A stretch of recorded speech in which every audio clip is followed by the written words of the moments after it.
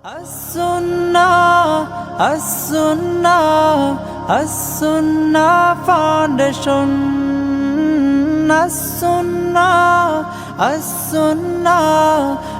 As-Sunnah Foundation. আসসালামু আলাইকুম রহমতুল্লাহ বরাকাতু। ইন্নাল হামদুলিল্লাহ ওয়াসসালাতু ওয়াসসালামু আলা রাসূলিল্লাহ বাদ। সুপ্রিয় দর্শক শ্রোতা ভাই বোন, দেশে কিংবা প্রবাসে যে যেখান থেকে আমাদের সঙ্গে আজকের এই সরাসরি প্রশ্নোত্তরমূলক অনুষ্ঠান সরাই সমাধানে যোগ দিয়েছেন, আপনাদের সকলকে আন্তরিক অভিনন্দন এবং মোবারকবাদ জানিয়ে শুরু করছি আমাদের আজকের পরিবেশনা। প্রিয় দর্শক, আপনারা দেখছেন আস-সুন্নাহ ফাউন্ডেশন স্টুডিও থেকে সরাসরি সম্প্রচারিত অনুষ্ঠান সরাই সমাধান। এই অনুষ্ঠানটি আজ আমরা 93তম পর্বে উপনীত হয়েছি আল্লাহ তাআলার অশেষ মেহেরবানিতে। অন্যদিনের মতো আজও আমরা ঘণ্টাব্যাপী আপনাদের সঙ্গে থাকছি এবং আপনাদের জীবন ঘনিষ্ঠ বিভিন্ন জিজ্ঞাসার কোরআন এবং হাদিসের আলোকে জবাব দেওয়ার চেষ্টা করব ইনশাআল্লাহ তাআলা। আপনার যে কোনো জীবন ঘনিষ্ঠ জিজ্ঞাসা বাংলায় সংক্ষেপে লিখে এই পোস্টের মন্তব্যের ঘরে আপনি লিখুন। আমরা যথাসম্ভব বেশি থেকে বেশি প্রশ্নের উত্তর দেওয়ার চেষ্টা করব ইনশাআল্লাহ তাআলা। প্রিয় দর্শক, অন্যদিনের মতো আজও আপনাদেরকে শুরুতে বলে রাখছি, যেহেতু এটি একটি ইলমি অনুষ্ঠান, কোরআন এবং হাদিস এর জ্ঞান নির্ভর অনুষ্ঠান, সমাজ বিনির্মাণ এবং সংস্কারমূলক অনুষ্ঠান, বিশুদ্ধ ইলম চর্চা করার অনুষ্ঠান, অতএব এটিকে অন্যদের মাঝে ছড়িয়ে দেওয়ার উদ্দেশ্যে শেয়ার এবং ওয়াচ পার্টি করুন। এর মাধ্যমে আপনার সামান্য একটু প্রচেষ্টায় অন্য অনেকের কোরআন এবং হাদিসের দিকে অগ্রসর হওয়ার বিশাল বড় মাধ্যম হতে পারে। আর সেই সাথে আরেকটি ঘোষণা আমরা দিয়ে রাখছি যে আমরা ইতোমধ্যে পূর্বঘোষিত রেকর্ডেড লাইভ অনুষ্ঠানটি শুরু করেছি। গত মঙ্গলবারে সম্প্রচারিত হয়েছে, সামনের মঙ্গলবারও সম্প্রচারিত হবে ইনশাআল্লাহ। সামনের মঙ্গলবার আশা করছি বাংলাদেশ সময় রাত 9টা থেকে 10টা 1 ঘন্টা পর্যন্ত এই অনুষ্ঠানটি সম্প্রচারিত হবে। এই লাইভে আমরা খুব বেশি প্রশ্নের উত্তর দিতে পারি না, সেজন্য লাইভের আরেকটি ফরম্যাট আমরা চালু করেছি এবং সেই ফরম্যাটে আপনারা যে প্রশ্নগুলো করবেন সেই প্রশ্নগুলো থেকে আমরা বাছাই করে নির্বাচিত প্রশ্নগুলোর উত্তর ইনশাআল্লাহ বিদিনিল্লাহ পরবর্তী সপ্তাহে দেব। গত মঙ্গলবারের লাইভে যারা প্রশ্ন করেছেন সেখান থেকে নির্বাচিত প্রশ্নের উত্তর ইনশাআল্লাহ সামনের মঙ্গলবার দেওয়া হবে। আবার সামনের মঙ্গলবারের লাইভে যে প্রশ্নগুলো আপনারা করবেন সেগুলো পরবর্তী মঙ্গলবার আমরা ইনশাআল্লাহ দেওয়ার চেষ্টা করব নির্বাচিত অংশকে। অতএব সেই অনুষ্ঠানে আমাদের সঙ্গে থাকার জন্য আপনাদেরকে বিনীতভাবে অনুরোধ জানাচ্ছি। আস-সুন্নাহ ফাউন্ডেশনের তরফ থেকে সবার জন্য কোরবানি অনুষ্ঠানের ঘোষণা ইতিমধ্যে হয়েছে। গতবারে আলহামদুলিল্লাহ 41টি জেলায় আমরা বিপুল পরিমাণে কোরবানি করে গরিব দুস্থদের মাঝে গোশত বন্টন করেছি, যার বিস্তারিত বিবরণ এবং সচিত্র প্রতিবেদন আপনাদের মাঝে প্রকাশ করা হয়েছে। এবারও আমাদের সঙ্গে থাকবে ইনশাআল্লাহ বিদিনিল্লাহ। সেই সাথে এবার বিশেষভাবে কোরবানির পাশাপাশি আমরা ইনশাআল্লাহ বৃক্ষরোপণের কর্মসূচি হাতে নেব ঈদের পরপর।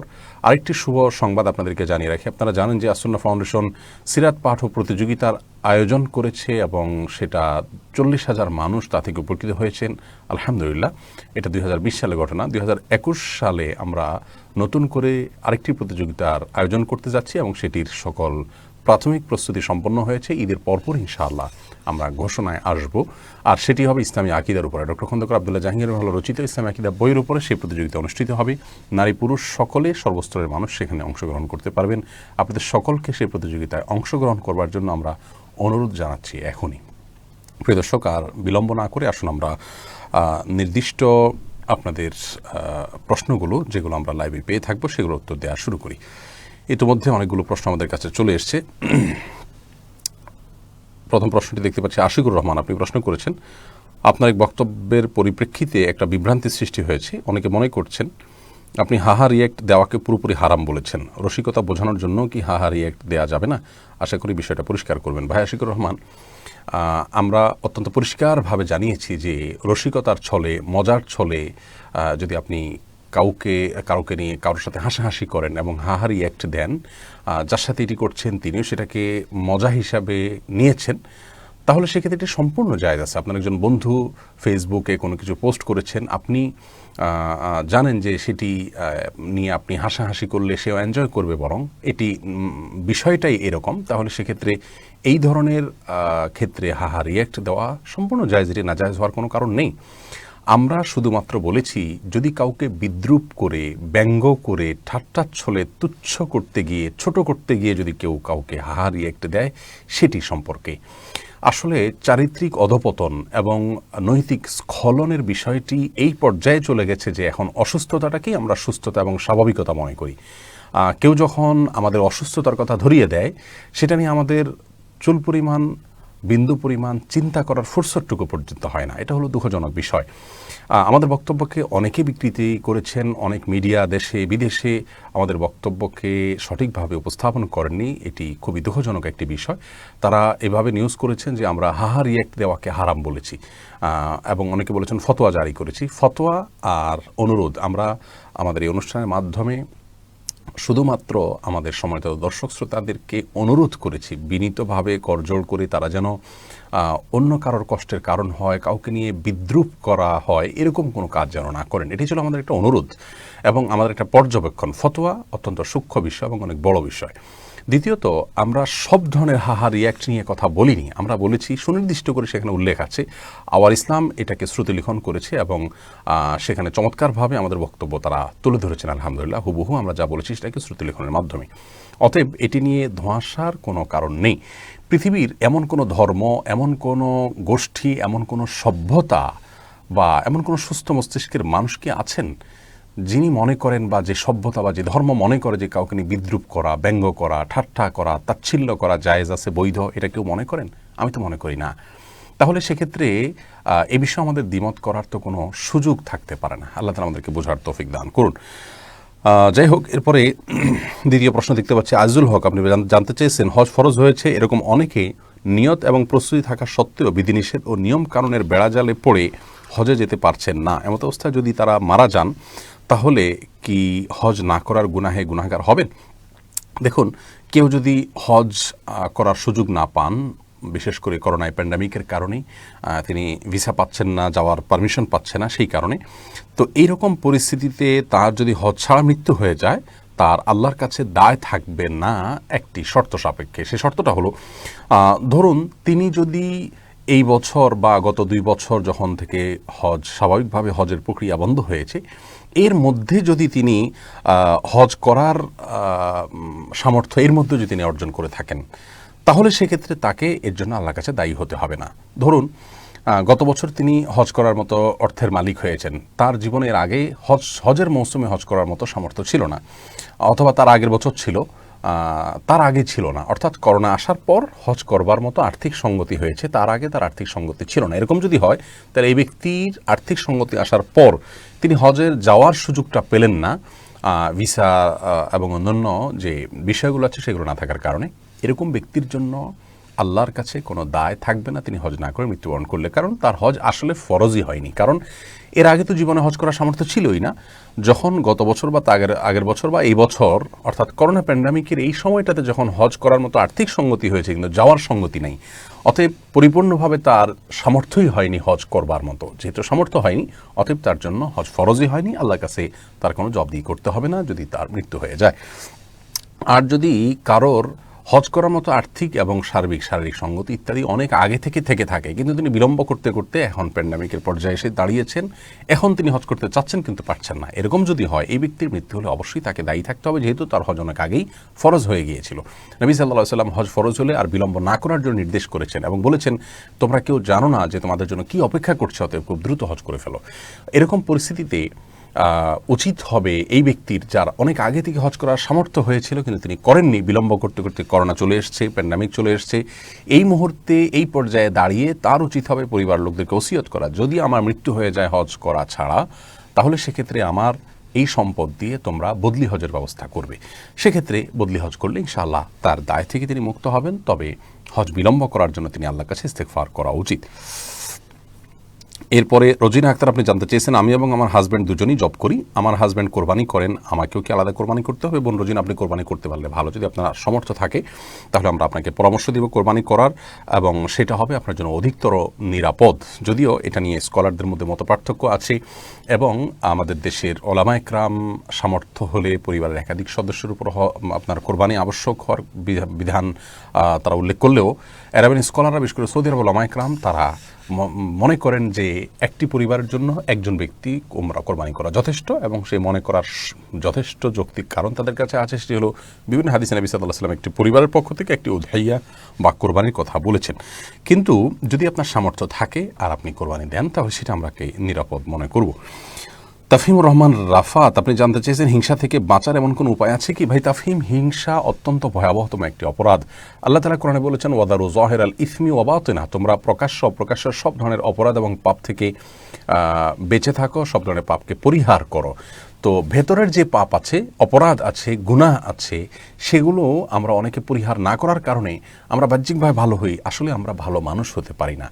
তো ভেতরের সে অপরাধগুলোর মধ্যে থেকে অন্যতম ধ্বংসাত্মক একটি অপরাধ হলো হিংসা। হিংসা নামক এই অপরাধটি ইবলিস প্রথম করেছিল আদম আলাইহিসসালামের ব্যাপারে। হিংসা হয়েছিল কারণ কল্যাণ দেখে তাকে হিংসে করা, এটি ইসলাম শরীয়তের দৃষ্টিকোণ থেকে হারাম। আপনি হিংসা থেকে বাঁচার জন্য কয়েকটা পরামর্শের মধ্যে থেকে একটি পরামর্শ হলো আল্লাহর নেয়ামতে যা পাবেন সেটার উপরে তুষ্ট থাকার চেষ্টা, এবং এটার আপনার কসরত আপনাকে করতে হবে। এবং অন্য কারোর যার প্রতি আপনার হিংসে হয়, বিশেষ করে কোনো ব্যক্তির প্রতি যদি হিংসা হয়, তাহলে ওই ব্যক্তির জন্য আল্লাহর কাছে আরও বেশি করে দোয়া করবেন। মনে চাইবে না তবুও দোয়া করবেন, আল্লাহ আপনি তার প্রতি নেয়ামত আরও বাড়িয়ে দেন, তার সাথে আরও বেশি ভালো ব্যবহার করবেন, আগ বেড়ে তার সাথে কথা বলতে যাবেন না। তাহলে দেখবেন যে আপনার মনের ভিতরে তার প্রতি হিংসা কমে যাবে, এবং সেই সাথে আপনাকে একটু ভাবনার জগতে ডুবতে হবে যে আল্লাহ তাআলা তাকে দিয়েছেন, আমি যদি তার ওই দেওয়াতে অসন্তোষ প্রকাশ করি বা ভেতরে ভেতরে কষ্ট ফিল করি, তাহলে কেমন যেন আমি আল্লাহর ফয়সালাকে মানতে পারছি না, কেমন যেন আমি আল্লাহর বিরোধিতায় লিপ্ত, আল্লাহর সিদ্ধান্তকে আমি যেন লঙ্ঘন করছি, এবং আল্লাহর ফয়সালাকে আমি মেনে নিতে পারছি না। অথচ ইমানের জন্য ক্ষতিকর একটি বিষয়। ইমানের গুরুত্বপূর্ণ একটা পার্ট হলো আল্লাহর ফয়সালা সন্তুষ্ট হওয়া। আল্লাহ যাকে যা দিবেন আমি তাতে সন্তুষ্ট। আল্লাহ তাআলা আমাকে আরও হয়তো বেশি দিবেন, অন্য কোনো দিক থেকে আমাকে অন্য অগ্রসর করে দিবেন। অতএব এসব চিন্তা যখন করবেন ইনশাআল্লাহ হিংসা কমে আসবে। মোহাম্মদ জুবেল আহমদ জানতে চেয়েছেন, আমি সরকারি চাকরি করি, কিছু টাকা অবৈধভাবে আমার হাতে আসে যা আমি খরচ করে ফেলি, ওই টাকার প্রকৃত মালিক কে তা জানা নেই, তবে সরকারের ট্যাক্স ফাঁকি দিতে এই টাকা লেনদেন হয়েছে, এখন কিভাবে এর দায় থেকে মুক্ত হতে পারি? ভাই জুবেল আহমদ, তাহলে সেক্ষেত্রে আপনি সেই ব্যক্তিকে যদি খুঁজে পাওয়া সম্ভব না হয় যার কাছ থেকে আপনি এটি গ্রহণ করেছেন বা কেউ গ্রহণ করেছে, তাহলে সেই পর্যায়ে এসে আপনাকে ওই টাকাটা আল্লাহর রাস্তায় বা কোনো গরিব দুঃখীকে দান করে দিবেন। যেই ব্যক্তির টাকা ছিল তার তরফ থেকে নিয়ত করবেন, তার তরফ থেকে এটি আমি দান করে দিচ্ছি, সো আপনার তার অ্যাকাউন্টে জমা হবে, আপনি দায়মুক্ত হবেন ইনশাআল্লাহ। তবে সেই সাথে আপনি যে অপকর্ম করেছেন বা যে গুনাহ করা হয়েছে সেটার জন্য আল্লাহর কাছে ইস্তেগফার এবং ক্ষমা প্রার্থনা করতে হবে আলাদাভাবে। এমডি নাইম ইসলাম জানতে চেয়েছেন, মাগরিবের নামাজের আগে কোনো কোনো মসজিদে বয়ান হয়, এটা কি শরীয়ত সম্মত? ভাই নাইম ইসলাম, মাগরিবের সালাত খুব দ্রুত আদায় করতে হয়, এ বিষয়ে সারা বিশ্বের সমস্ত স্কলারগণ, সমস্ত ওলামা ইকরাম একমত। মাগরিবের সালাত বিলম্ব করা যেন না হয়, সেই জন্য নবী করিম সাল্লাল্লাহু আলাইহি ওয়াসাল্লাম মাগরিবের সালাতে কেরাত অত্যন্ত সংক্ষিপ্ত করতেন, ছোট্ট কেরাতের মাধ্যমে শেষ করতে, যাতে বিলম্ব না হয়। কারণ মাগরিবের ওয়াক্ত হলো 5 ওয়াক্ত সালাতের ভিতরে সবচেয়ে শর্ট টাইম, সবচেয়ে ছোট সময়, এর মধ্যেই মাগরিবের সালাত করতে হয়, এই ক্ষুদ্র সময়ের মধ্যে। এই জন্য মাগরিবের সালাত বিলম্ব হয় এমন কোনো কাজ করা উচিত নয়। মাগরিবের সময় যদি বয়ান করা হয়, আলোচনা করা হয়, এবং সেই আলোচনার কারণে মাগরিবের সালাত বিলম্ব হয়, তাহলে সেটি কিন্তু উচিত হবে না। তো এরকমটি যদি হয় যে 1, 1.5, 2 মিনিটের কথা বললেন, হতে পারে, কিন্তু সেটাও উত্তম হবে মাগরিবের সালাতের পরে, ফরজ সালাতের পরে। শিল্পী আক্তার জানতে চেয়েছেন, আমি মালয়েশিয়ায় থাকি, 4 বছর হলো। 1 বছর আগে ভিডিও কলের মাধ্যমে বিয়ে করেছি। আমার বাবা মা আরও 2-3 বছর এখানে থাকতে বলছেন, কিন্তু আমার আর আমার স্ত্রীর ইচ্ছা নাই এখানে থাকার। আমি জানতে চাই, এমত অবস্থায় আমি যদি বাবা মার অবাধ্য হয়ে দেশে যাই, বাবা মার অবাধ্য হওয়ার কারণে গুনাহগার হব কি না? দেখুন, প্রশ্নকর্তা একজন নারীর আইডি থেকে করেছেন, সম্ভবত পুরুষের প্রশ্ন। তো এক্ষেত্রে আমি বলতে চাই, পুরুষ হন আর নারী হন, যিনি হন না কেন, অবশ্য নারী হলে একটু ভিন্ন মাত্রা যোগ হতো, পুরুষ ধরে আমরা উত্তর দিচ্ছি। আপনার বাবা মা যদি আপনাকে নির্দেশ করেন দেশের বাইরে থাকার জন্য, আর দেশের বাইরে থাকলে যদি আপনার চরিত্র হেফাজত করা আপনার জন্য কঠিন হয়, এবং আপনি গুনাহে লিপ্ত হন, মাস্টারবেশন থেকে নিয়ে নানা রকম অপরাধে লিপ্ত হয়ে যান স্ত্রী থেকে দূরে থাকার কারণে, এরকম যদি হয়, তাহলে সেক্ষেত্রে মা বাবার এই নির্দেশ মানা আপনার জন্য আবশ্যক নয়, বরং আপনার জন্য চলে আসা উচিত। তাছাড়া স্ত্রীর অধিকারের এখানে ব্যাপার আছে। স্ত্রীর অধিকার, যেহেতু স্ত্রী আপনাকে ছাড় দিচ্ছেন না, সুযোগ দিচ্ছেন না, তিনি চাচ্ছেন যে আপনার সঙ্গে থাকতে, নিশ্চয়ই তার চাহিদা এবং প্রয়োজনের প্রেক্ষিতে তিনি বলছেন। তো সেই জায়গা থেকে আপনার এখানে বাবা মার নির্দেশকে প্রাধান্য দেওয়ার সুযোগ নেই, এবং তাদেরকে বিনয়ের সাথে বোঝাতে হবে যে আসলে আপনার সীমাবদ্ধতার জায়গাটা কোথায়, এবং আল্লাহ তাআলার নির্দেশ মানতে গিয়ে আপনাকে এটা করতে হয়েছে। আপনি তাদের প্রতি কোনো অশ্রদ্ধা নেই, তাদের অবাধ্যতাও আপনি করতে চান না, এটি তাদেরকে বোঝানোর চেষ্টা করবেন, এবং বেয়াদবি যেন না হয় সেদিকটি খেয়াল করবেন। হাসান মাহমুদ প্রশ্ন করেছেন, একটা আপুর বিয়ে হয়েছে শিয়া ফ্যামিলির সাথে, তখন আপুটা জানতো না শিয়ারা কাফের। এখন সে তার শ্বশুর বাড়ি গিয়ে ওই নিয়ম কানুনে বিরক্ত, আর শিয়ারা তো কাফের, কাফেরদের সাথে তো বিয়ে জায়েজ নেই। এখন ওই আপুটার করণীয় কি? আবার 2টা ছেলে আছে, এখন ওর সমাধান কি? দেখুন, প্রথমত এটি শুরুতেই আপনার ভাবা উচিত ছিল এবং কোনোভাবেই বিয়েতে সম্মত হওয়া উচিত হয়নি। যদিও শিয়াদের প্রত্যেকেই কাফের না, শিয়াদের মধ্যে কিছু লোক আছেন যারা বিভ্রান্ত, কিন্তু কাফের বলা যায় না। তো যার সাথে বিয়ে হয়েছে তিনি কোন ক্যাটাগরির সেটা আমরা জানি না, তারপরেও এই বিয়েটার শুরুতেই তার দ্বিমত করা উচিত ছিল। এখনও আপনার তার সাথে বনিবনা হচ্ছে না এবং ভবিষ্যতে হওয়ার সম্ভাবনা খুবই ক্ষীণ। সেই জায়গা থেকে বিচ্ছেদের চিন্তা করা উচিত এবং বাবা মা এবং সংশ্লিষ্ট যারা আছেন তাদের মাধ্যমে তিনি পদক্ষেপ নিতে পারেন। আল্লাহর কাছে তিনি অপরাজিত হবেই না, বরং এটি তার শরীয়ত গ্রাহ্য ওজর হিসাবে বিবেচিত হবে। মোল্লা সালিম, আপনি জানতে চেয়েছেন, আমার সহধর্মিণী আমাদের থানায় 100 বছরের পুরনো নামকরা বিখ্যাত এক মসজিদে মাস 2 পর মানত করে। ওই ঐতিহাসিক মসজিদে যেতে চায়। পাশাপাশি আমাদের বাড়িতে 100 বছরের পুরনো নামকরা বিখ্যাত মসজিদ রয়েছে। স্বামী হিসাবে আমি আমার স্ত্রীকে ওই মসজিদে যাওয়ার অনুমতি দিতে পারবো কি না জানতে চাই। ভাই সালিম, আপনার স্ত্রী সেখানে কেন যেতে চাচ্ছেন? আপাতদৃষ্টিতে মনে হচ্ছে যে সেখানে গেলে কিছু অর্জিত হবে, সেখানে তিনি মান্যত করেন, সেখানে গেলে উদ্দেশ্য পূরণ হবে এরকম মনে করে, বা সেখানে বিশেষ কল্যাণ সেখানে গেলে হবে এরকম বিশ্বাস থেকে গেলে সেটি ভুল বিশ্বাস। এক্ষেত্রে আপনার স্ত্রীকে আপনার বোঝানো উচিত, কাউন্সেলিং করানো উচিত এবং তাকে বিনয়ের সাথে যুক্তি দিয়ে তাকে বোঝানোর চেষ্টা করুন যে আল্লাহ রাব্বুল আলামিন নির্দিষ্ট কোনো মসজিদের মধ্যে বিশেষ কোনো বরকত বা কল্যাণ রাখেননি। নবী করিম সাল্লাল্লাহু আলাইহি ওয়াসাল্লাম বলেছেন, লা তুশাদ্দুর রিহালু ইল্লা ইলা সালাসি মাসাজিদ, পৃথিবীতে 3টি মসজিদ ছাড়া আর কোনো মসজিদের দূর থেকে ওইটাকে কল্যাণের, বরকতের বা ওখানে বিশেষ কিছু আছে মনে করে যাওয়া জায়েজ নাই। তিনি যদি মসজিদে সালাত আদায় করার জন্য যান এবং সেক্ষেত্রেও তার জন্য উচিত হবে বাসায় নামাজ পড়া, মসজিদে গিয়ে না গিয়ে, এটা উত্তম হবে তার জন্য। নবী সাল্লাল্লাহু আলাইহি ওয়াসাল্লাম বিভিন্ন হাদিস থেকে এটি সুপ্রমাণিত, সুপ্রতিষ্ঠিত এবং এ বিষয়ে কোনো স্কলারের তেমন কোনো দ্বিমত নেই। তবে মসজিদে কোনো দিনী প্রোগ্রাম হয়, সেখানে অংশগ্রহণ করতে চাচ্ছেন, কিছু শিখতে চাচ্ছেন, জানতে চাচ্ছেন এবং বিশেষ কোনো ওয়াক্তের সালাত আদায় করতে চাচ্ছেন, তার পর্দা পশিদা রক্ষা করে এবং সেখানে সেই ব্যবস্থাও আছে, এরকমটি ভিন্ন কথা। কিন্তু আপাতদৃষ্টিতে মনে হচ্ছে তিনি তথাকথিত বরকতের আশায় যাচ্ছেন। কোনো মসজিদ পুরাতন হলেই আপনার সেটা বরকতময় হবে এমনটা আবশ্যক নয়। অতএব আপনি তাকে বোঝানো উচিত। ফাতেমা তাবাসসুম, আপনি জানতে চেয়েছেন 7 ভাগে কোরবানি করার বিষয়ে আপনার বক্তব্য জানতে চাই। এই বিষয়ে আমাদের বক্তব্য রয়েছে ইউটিউবে, ফেসবুকে।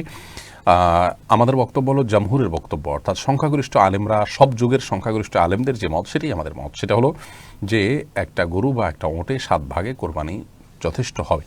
নবী সাল্লাল্লাহু আলাইহি ওয়াসাল্লামের হাদিসের ব্যাখ্যাকে অনেক ওলামা ইকরাম এভাবে বুঝেছেন যে এটি নির্দিষ্ট হজের সফরের জন্য এবং হাজি সাহেবদের জন্য, যার কারণে তারা কোরবানি উট এবং গরুতে 7 ভাগে অংশগ্রহণ করাটা শুধু ওই জন্য খাস করেছেন, সাধারণ কোরবানির জন্য রাখেননি। কিন্তু জমহুর তথা সংখ্যাগরিষ্ঠ ওলামা ইকরাম এর বিপরীত মত দিয়েছেন। বর্তমান বিশ্বের সৌদি আরব স্কলারগণ, মিশরের স্কলারগণ, বাংলাদেশ ওলামা ইকরাম এর সংখ্যাগরিষ্ঠ করে প্রায় সবাই বলতে গেলে একমত যে 7 ভাগে কোরবানি বিশুদ্ধ হবে। বিধায় এই মতটি আমরা মনে করি অধিকতর বিশুদ্ধ এবং এই মতটাকে আমরা অনুসরণ করি। সাজেদা সাথী, আপনি জানতে চেয়েছেন, গোসল ফরজ হওয়া অবস্থায় রাতের ঘুমের আগে আমল বা বিভিন্ন ওজিফাগুলো করা যাবে কি না? গোসল ফরজ অবস্থায় আপনি দোয়া দুরুদ পড়তে পারেন। কোরআন কারীম এর আয়াত যেগুলো আছে সেগুলো পাঠ করবেন না, এমনি সাধারণত জিকির ইত্যাদি আপনি পাঠ করতে পারেন। তবে গোসল ফরজ হওয়ার পর ওযু করে নেওয়া হলো উত্তম। যদি আপনি গোসলকে বিলম্ব করতে চান, মাঝখানে অন্য কিছু করতে চান, যেমন জিকির আজকার করবেন ইত্যাদি, তাহলে ওযু করে নেওয়া উত্তম। যদিও না করে আপনি করতে পারেন। নবী করিম সাল্লাল্লাহু আলাইহি ওয়াসাল্লাম ওযু করে নিতেন সাধারণত। এমডি মিজানুর রহমান সর্দার জানতে চেয়েছেন, কোনো ব্যক্তি শারীরিক, মানসিক, আর্থিক ও ইনসাফের উপর অটল থাকেন এবং সামর্থ্যবান হন, আর যদি তিনি একের অধিক বিবাহ বন্ধনে আবদ্ধ না হন, তাহলে কি আল্লাহ তাআলার কাছে জবাবদিহি করতে হবে? না, একের অধিক বিবাহ করার জন্য কোনো নির্দেশনা সেভাবে আসেনি যেটি না মান্য করলে গুনাহগার হতে হবে। কেউ যদি শারীরিকভাবে একাধিক বিয়ে করার সামর্থ্য রাখেন কিন্তু না করেন, তার আল্লাহর কাছে জবাবদিহিতা করতে হবে না। তবে কেউ যদি সামর্থ্য রাখেন এবং তিনি একাধিক বিয়ে করেন, সেটাকে যদি কেউ খারাপভাবে দেখে, তাহলে তার ঈমান নিয়ে প্রশ্ন তোলা যেতে পারে। কারণ আল্লাহ রাব্বুল আলামিন যেটাকে বৈধ করেছেন সেটাকে হারাম করার অধিকার কারণ নেই। আজকের পৃথিবীতে এমন একটা সিচুয়েশন তৈরি করা হচ্ছে যে বৈধ বিষয়গুলোর প্রতি আমাদের অবজ্ঞা চলে আসছে, অশ্রদ্ধা চলে আসছে। পরিকল্পিতভাবে এমন পরিস্থিতি তৈরি করা হচ্ছে যে আমরা হারামকে স্বাভাবিক মনে করছি আর হালালকে বরং অস্বাভাবিক মনে করছি। আল্লাহ তাআলা আমাদের ঈমানকে হেফাজত করুন। রোমা কাবি জানতে চেয়েছেন, আমার ছেলের বয়স 12 বছর, আমি হঠাৎ এই ছেলের উপর রাগ করে প্রচুর মারধর করি, পরে এ নিয়ে আমার খুব মন খারাপ হয়। আমি কোনো আমল করলে এই যন্ত্রণা থেকে মুক্তি পাবো? দয়া করে বলুন। দেখুন, রাগের মাথায় সন্তানদেরকে প্রহার করা উচিত নয়। বাবা মা দায়িত্বশীল আচরণ করা উচিত এবং নবী করিম সাল্লাল্লাহু আলাইহি সাল্লাম সন্তানদের প্রতি বিশেষ করে দয়ালু হওয়ার, মায়ালু থাকার নির্দেশ করেছেন। বদমেজাজের কারণে এটি হয়ে থাকে। বদমেজাজ নিয়ন্ত্রণ করার জন্য আপনি বেশি বেশি আউযু বিল্লাহি মিনাশ শাইতানির রাজিম পাঠ করবেন। রাগ উঠলে আপনি ওযু করে নেবেন। আর আরও কিছু আমল আছে, ইনশাআল্লাহ এই বিষয়ে আমাদের স্বতন্ত্র ভিডিও ক্লিপ অচিরেই আসছে, সেখানে আমরা জানাবো। আর যেটি আপনার দ্বারা হয়ে গেছে সেটার জন্য অনুশোচনা করছেন, আল্লাহর কাছে ইস্তেগফার করুন আপনার দ্বারা সীমালঙ্ঘন হয়ে থাকলে। আর সন্তানকে আপনি কেয়ার করুন এবং তাকে বোঝানোর চেষ্টা করুন যে আপনি মা হিসাবে তার ভালোর জন্য করেছেন এবং যেটুকু সীমালঙ্ঘন হয়েছে তার জন্য আপনি অনুতপ্ত।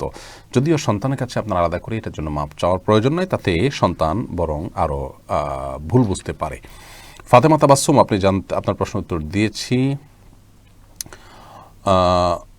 শারমিন জাহান জানতে চেয়েছেন, সন্ধ্যাবেলা ঘর ঝাড়ু দিতে হয় না, এ ধারণা কি সঠিক? না, এটি সম্পূর্ণ কুসংস্কার।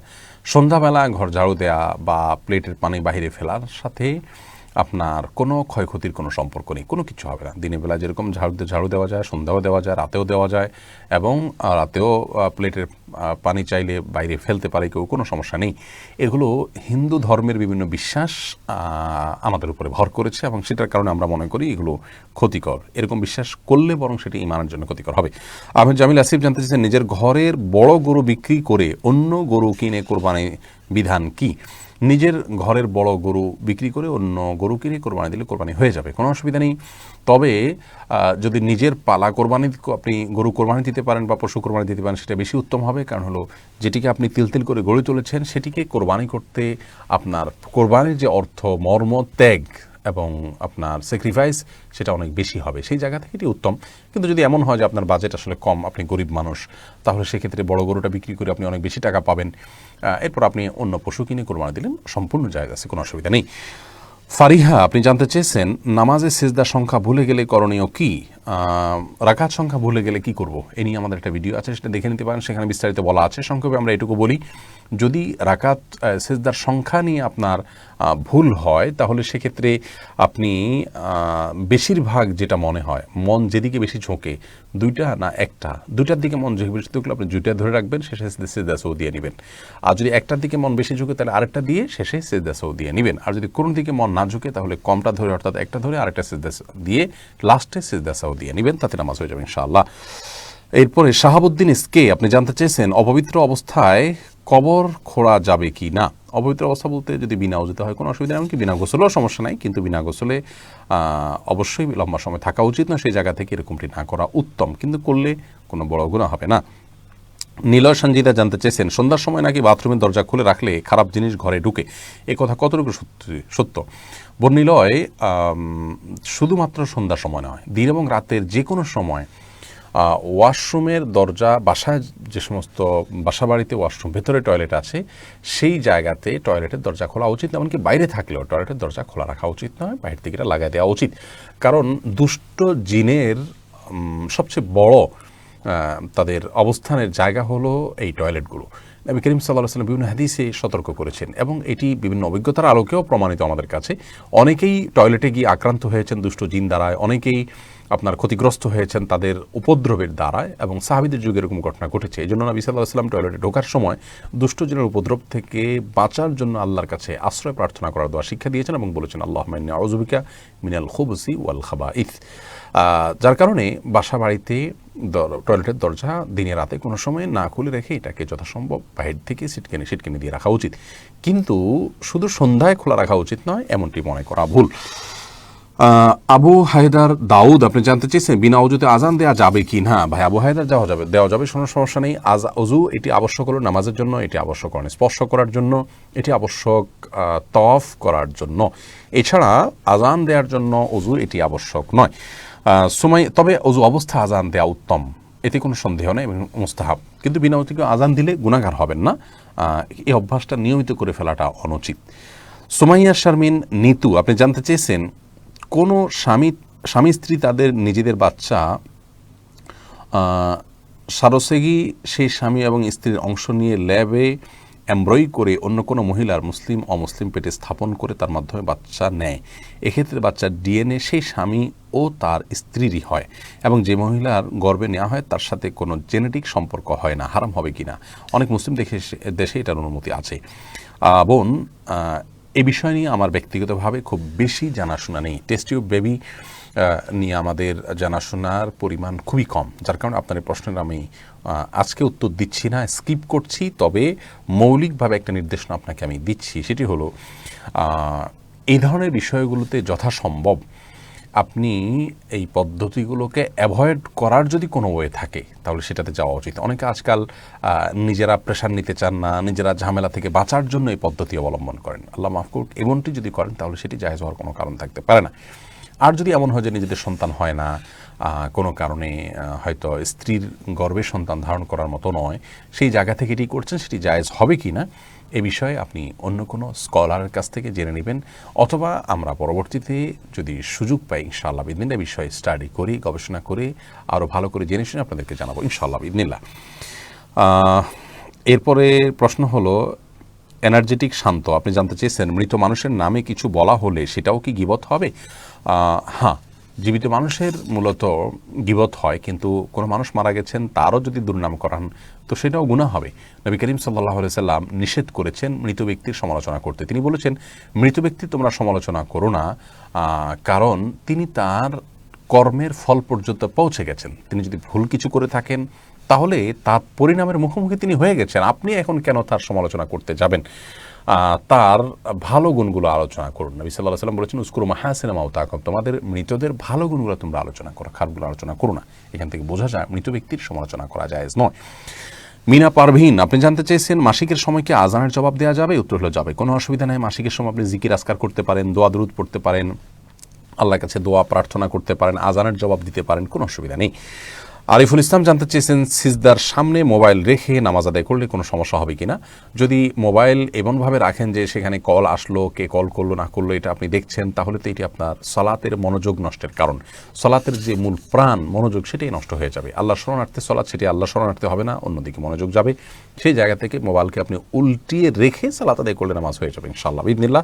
এমনকি আপনি যদি উল্টিয়ে না রেখে সালাত আদায় করেন, সালাত আপনার প্রথাগত পদ্ধতি অনুযায়ী হয়ে যাবে, কিন্তু এটির নিষ্প্রাণ সালাতের মতো হবে, অর্থাৎ সালাতের মনোযোগ নষ্টকারী হবে। সেই জায়গা থেকে মোবাইলকে আপনি উল্টা করে রেখে আপনি সালাত আদায় করা যেতে পারে। এরপরে এমডি তানভীর হায়দার, আপনি জানতে চেয়েছেন জুমার নামাজের দ্বিতীয় আজান বা একামতের জবাব দিতে হবে কি? এটা নিয়ে ওলামায়ে কেরামের মত পার্থক্য আছে। বিশুদ্ধ মত অনুযায়ী নীরবতা অবলম্বন করতে হবে, জবাব দেওয়া আবশ্যক নয় জুমার দ্বিতীয় আজানের। কাজিম হাসান, আপনি জানতে চেয়েছেন মাজার সম্পর্কে আমাদের ধারণা কেমন হওয়া উচিত? অলিদেরকে উসিলা করে দোয়া করা কতটুকু জায়েজ? ভাই কাজিম হাসান, যারা মৃত্যুবরণ করেছেন তারা কে আল্লাহর কতটা প্রিয় সেটা একমাত্র আল্লাহ তাআলা ভালো জানেন, নবী রাসূলদের ছাড়া, এবং যাদের সম্পর্কে আল্লাহ রাব্বুল আলামিন আগাম সুসংবাদ নবী রাসূলদের মুখে আমরা পেয়েছি তারা ছাড়া বাকি সাধারণ মানুষ যারা আমরা আছি তাদের মধ্যে থেকে কারোর সকল ইমানদারদের প্রতি আমাদের সুধারণা থাকবে, এতে কোনো সন্দেহ নাই। এবং বিশেষভাবে কারণ নেকামল দেখে, তাদের লাইফস্টাইল দেখে, তাদের তাকওয়ার প্রতি অবিচলতা দেখে আমরা সুধারণা করতে পারি তাদের ব্যাপারে, তাদেরকে নেককার, মুত্তাকি, পরহেজগার, আল্লাহওয়ালা, বুজুর্গ ইত্যাদি আমরা মনে করতে পারি, কিন্তু নিশ্চিত হওয়ার সুযোগ নেই যে কার অবস্থা কী। সেই জায়গা থেকে কোনো মানুষের কবরে তিনি খুব বড় কোনো পাওয়ার রাখেন এমনটি মনে করা শিরকপূর্ণ বিশ্বাস। মাজার কেন্দ্রিক যে কার্যক্রম আমাদের সমাজে হয়ে থাকে, মানুষ সেখানে গিয়ে প্রার্থনা করেন, চান, এটি আমাদের বিশ্বাসের সাথে যায় না। আমরা বিশ্বাস করি আল্লাহ তাআলাই সর্বময় ক্ষমতার অধিকারী, সেখানে মাজারে গিয়ে কোনো ক্ষমতার জন্য কোনো কিছু চাইতে পারি না। যদি আমরা মনে করি যে আল্লাহই সর্বময় ক্ষমতার অধিকারী, জাস্ট আল্লাহর হয়ে তিনি আমাকে কিছু একটা পাইয়ে দিবেন, তাহলে সেক্ষেত্রে হিন্দু ধর্মের ভাই বোনরা যে বিশ্বাস রেখে থাকেন দেবদেবীতে, তাহলে সেই বিশ্বাসের সাথে এটি সাদৃশ্যপূর্ণ হয়ে গেল, যেটি সরাসরি শিরক। আল্লাহ রাব্বুল আলামিনের কোনো ভায়া বা মধ্যস্থতার প্রয়োজন হয় না। তিনি বলেছেন উদউনি আস্তাজিব লাকুম, তোমরা আমার কাছে দোয়া করো, আমি দোয়া কবুল করব। অতএব মাজার কেন্দ্রিক প্রার্থনা, দোয়া এবং মাজারে যিনি শায়িত আছেন বা কবরে, যে মাজার বলতে আসলে সব কবরই মাজার, আমরা মনে করি বিশেষ কিছু কবরকে মাজার, এইটা মনে করার মাধ্যমে ওখান থেকে বিশেষ কিছু আমরা আশা করি, এটা ভুল ধারণা। কোনো কবর থেকে বিশেষ কিছু আশা করার কোনো নির্দেশনা করা দিয়েছে আমাদেরকে দেয়নি। সকল আশা এবং ভরসা হবে শুধুমাত্র আল্লাহ তাআলার কাছে। এমনি রবিউল হাসান জানতে চেয়েছেন, এখনকার সময়ে যে জিন্স প্যান্টগুলো ছেঁড়া স্টাইল দেওয়া হয়, এগুলো পরিধান করলে কি সতর পরিপূর্ণ হবে? দেখতে হবে যে ছেঁড়া অংশটা কোথায় আছে। ধরুন রানে আছে, তো হানাফি মাযহাব অনুপাতে রান এটা সতরের অংশ এবং এটি অধিকতর নিরাপদ এবং শক্তিশালী। সেই জায়গা থেকে যদি রানের অংশে অথবা নিতম্বের অংশে যদি ছেঁড়া থাকে, আজকাল স্টাইলের জন্য ছেঁড়া হয়, সেখানে যদি ছেঁড়া থাকে এবং তার সে অংশ শরীর দেখা যায়, তাহলে সেটি অবশ্যই সতর ঢাকার জন্য যথেষ্ট হবে না। তারপরে অন্য কিছু পরে তারপর সালাত আদায় করতে হবে এবং সতর মুক্ত রাখার দায়ে তিনি সর্বদা গুনাহগার হবেন অন্যদের সামনে। আর যদি এমন হয় যে নিচের দিকে হয়, সাধারণত প্যান্টে দেখা যায় যে নিচের দিকে পায়ের গোছা টোছা সব জায়গার দিকে হয়, তাহলে সেক্ষেত্রে এর কারণে তার সতর না ঢাকার অপরাধ হবে না, কারণ হলে এটি সতরার আওতার বাইরের অংশ। এরপরে ফাহমিদুল হাসান জয় জানতে চেয়েছেন, মানুষ মারা গেলে মসজিদের মাইকে মৃত্যুর সংবাদ ঘোষণা করা যাবে কিনা? এটা নিয়ে আমাদের উলামায়ে কেরাম নিষেধ করেন এবং তার যুক্তি হিসাবে তারা পেশ করে থাকেন যে আসলে মসজিদের মাইক দেওয়া হয়েছে আজানের জন্য, সলাতের জন্য, ইবাদতের জন্য। কারণ মৃত্যুর ঘোষণা এটা একান্ত জাগতিক একটি বিষয়, দুনিয়াবি একটি বিষয়, যেটি মসজিদের মাইকে করা উচিত নয়। তবে জানাজার সলাত হবে, এটি একটি ভালো কাজ, একটি ইবাদত। জানাজার সলাতে অংশগ্রহণ করলে এক কিরাত সওয়াব পাওয়া যায়, হাদিসে রয়েছে। যার কারণে মসজিদের মাইকে জানাজার সলাতের ঘোষণা হতে পারে যে অমুক ব্যক্তির জানাজা অমুক সময় অমুক জায়গায় অনুষ্ঠিত হবে, একটা ভালো কাজের ঘোষণা মসজিদ থেকে হলো, এই জিনিসটি হতে পারে। মোহাম্মদ তামিম আপনি জানতে চেয়েছেন, কোনো নাস্তিকের সাথে মিলে ব্যবসা করা কি জায়েজ হবে? কোনো নাস্তিকের সাথে মিলে ব্যবসা করাতে মৌলিকভাবে কোনো অসুবিধা নেই, আপনার ব্যবসা জায়েজ হবে সম্পূর্ণরূপে। কিন্তু নাস্তিক্য এবং তার অসারতা এবং তার ভুল বিশ্বাস, এগুলো তার সাথে থাকার মাধ্যমে আপনার ভিতরে প্রভাবিত হতে পারে। সে আশঙ্কা থেকে অ্যাভয়েড করাই হলো উচিত। আল্লাহ রাব্বুল আলামিন আমাদেরকে সৎসঙ্গ অবলম্বন করতে বলেছেন এবং যে যার সঙ্গে আপনার বন্ধুতা করবে কিয়ামতের ময়দানে সে তার সাথে উত্থিত হবে। সেই জায়গা থেকে হয়তো ব্যবসা করতে করতে আপনি বন্ধুত্বের দিকে যেতে পারেন, সেখান থেকে অ্যাভয়েড করাই হলো উত্তম এবং উচিত, নিরাপদ। এমনি ইসমাইল হোসেন জানতে চেয়েছেন, অবৈধ টাকা দিয়ে ব্যবসা করলে লাভকৃত টাকা কি হালাল হবে? মূলধন অবৈধ যদি হয়, তাহলে সে অবৈধ টাকা দিয়ে উপার্জিত সম্পদ তো হারাম হবেই, কারণ হলো মূলধন পরিপূর্ণ আপনি হারাম ইনভেস্ট করেছেন। তবে সেখানে বিস্তারিত কিছু কথা বলতে হবে। ধরুন আপনি পরিশ্রম করেছেন, আবার ইনভেস্ট করেছেন, তো আপনার পরিশ্রম দিয়ে যারা উপার্জন করেছেন সেটা তো আপনি হালাল বলতেই হবে। কী ধরনের জায়গা আপনি ইনভেস্ট করেছেন এবং কী ধরনের হারাম টাকা, পরিপূর্ণ হারাম কিনা এবং আপনার উপার্জনের মাধ্যম ধরনটা কি, এগুলোর উপর নির্ভর করে বিস্তারিত বলতে হবে। এমডি শিয়া মাহমুদ আপনি জানতে চেয়েছেন, জানামাজের দোয়া বলতে কোনো দোয়া আছে কিনা? না, জানামাজের দোয়া বলতে কোনো কিছু নাই। আপনি দাঁড়িয়ে তাকবীর দিয়ে এরপরে সানা সুবহানাকাল্লাহুম্মা বা সুবহানাকাল্লাহুম্মার জায়গায় নিওয়াজ্জাহাতু পড়া যায়, আরবি দোয়া আছে, সেগুলো পাঠ করবেন। অনেকেই নিওয়াজ্জাহাতুটাকে জানাজার দোয়া হিসেবে ফিট করেছেন, কোরআন হাদিসে কোথাও এরকম দোয়ার কথা বর্ণিত হয়নি। মেহেদী হাসান দীপু জানতে চেয়েছেন, আমার করোনা পজিটিভ, প্রচণ্ড শ্বাসকষ্ট এবং শরীর খারাপ, আমার বাসায় খাটে বসে শুধু ফরজ নামাজ পড়ছি, এতে কি আমার সুন্নত না পড়ার কারণে জবাবদিহি করতে হবে? আজকে জুমাও পড়তে যাইনি, বাসায় জোহর পড়েছি, এতে কি আমার গুনাহ হয়েছে? ভাই মেহেদী হাসান দীপু, প্রথমে আমরা আল্লাহ রাব্বুল আলামিনের কাছে দোয়া করছি আপনার জন্য, আল্লাহ তাআলা আপনার অসুস্থতা দূর করে দিন, আপনাকে আল্লাহ তাআলা সুস্থ করে দিন।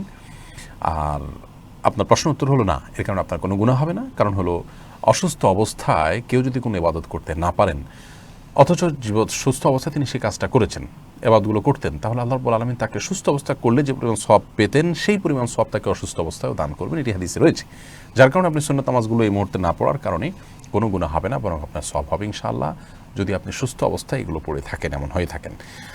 আর আজকে জুমা আপনি পড়তে যাননি, না যাওয়াটাই আপনার জন্য স্বাভাবিক, কারণ আপনি যে রোগে আক্রান্ত হয়েছেন, আপনি জুমার মসজিদে গেলে নিজে রোগ বেড়ে যাওয়ার পাশাপাশি অন্য কারোর জন্য বিপদের কারণ হতে পারত আল্লাহর অনুমতি সাপেক্ষে।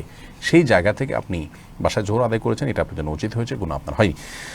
এরপর সুমাইয়া আক্তার জানতে চেয়েছেন, এমন কোনো দোয়া আছে কি যা পড়লে মৃত্যুর সময় কোনো যন্ত্রণা হবে না? ঘুমন্ত অবস্থায় কারো মৃত্যু হলে কি মৃত্যু যন্ত্রণা হবে? কারণ তখন তো আত্মা আল্লাহর কাছে থাকে। ঘুমন্ত অবস্থায় মৃত্যু হলেও মৃত্যু যন্ত্রণা হতে পারে। মৃত্যু যন্ত্রণা নির্ভর করে ব্যক্তির আমলের উপরে, ব্যক্তির কর্মের উপরে।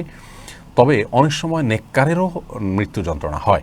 একটি হাদিসে আসছে, নবী সাল্লাল্লাহু আলাইহি ওয়াসাল্লাম বলেছেন, অনেক লোক আছে যারা সারা জীবন ভালো কাজ করেছেন, কিছু খারাপ কাজ আছে, তো কিছু খারাপ কাজের প্রায়শ্চিত্ত হিসেবে আল্লাহ তাআলা তাকে মৃত্যুর আগে কষ্ট দিয়ে সেটা ক্ষতিপূরণ তিনি করে দেন।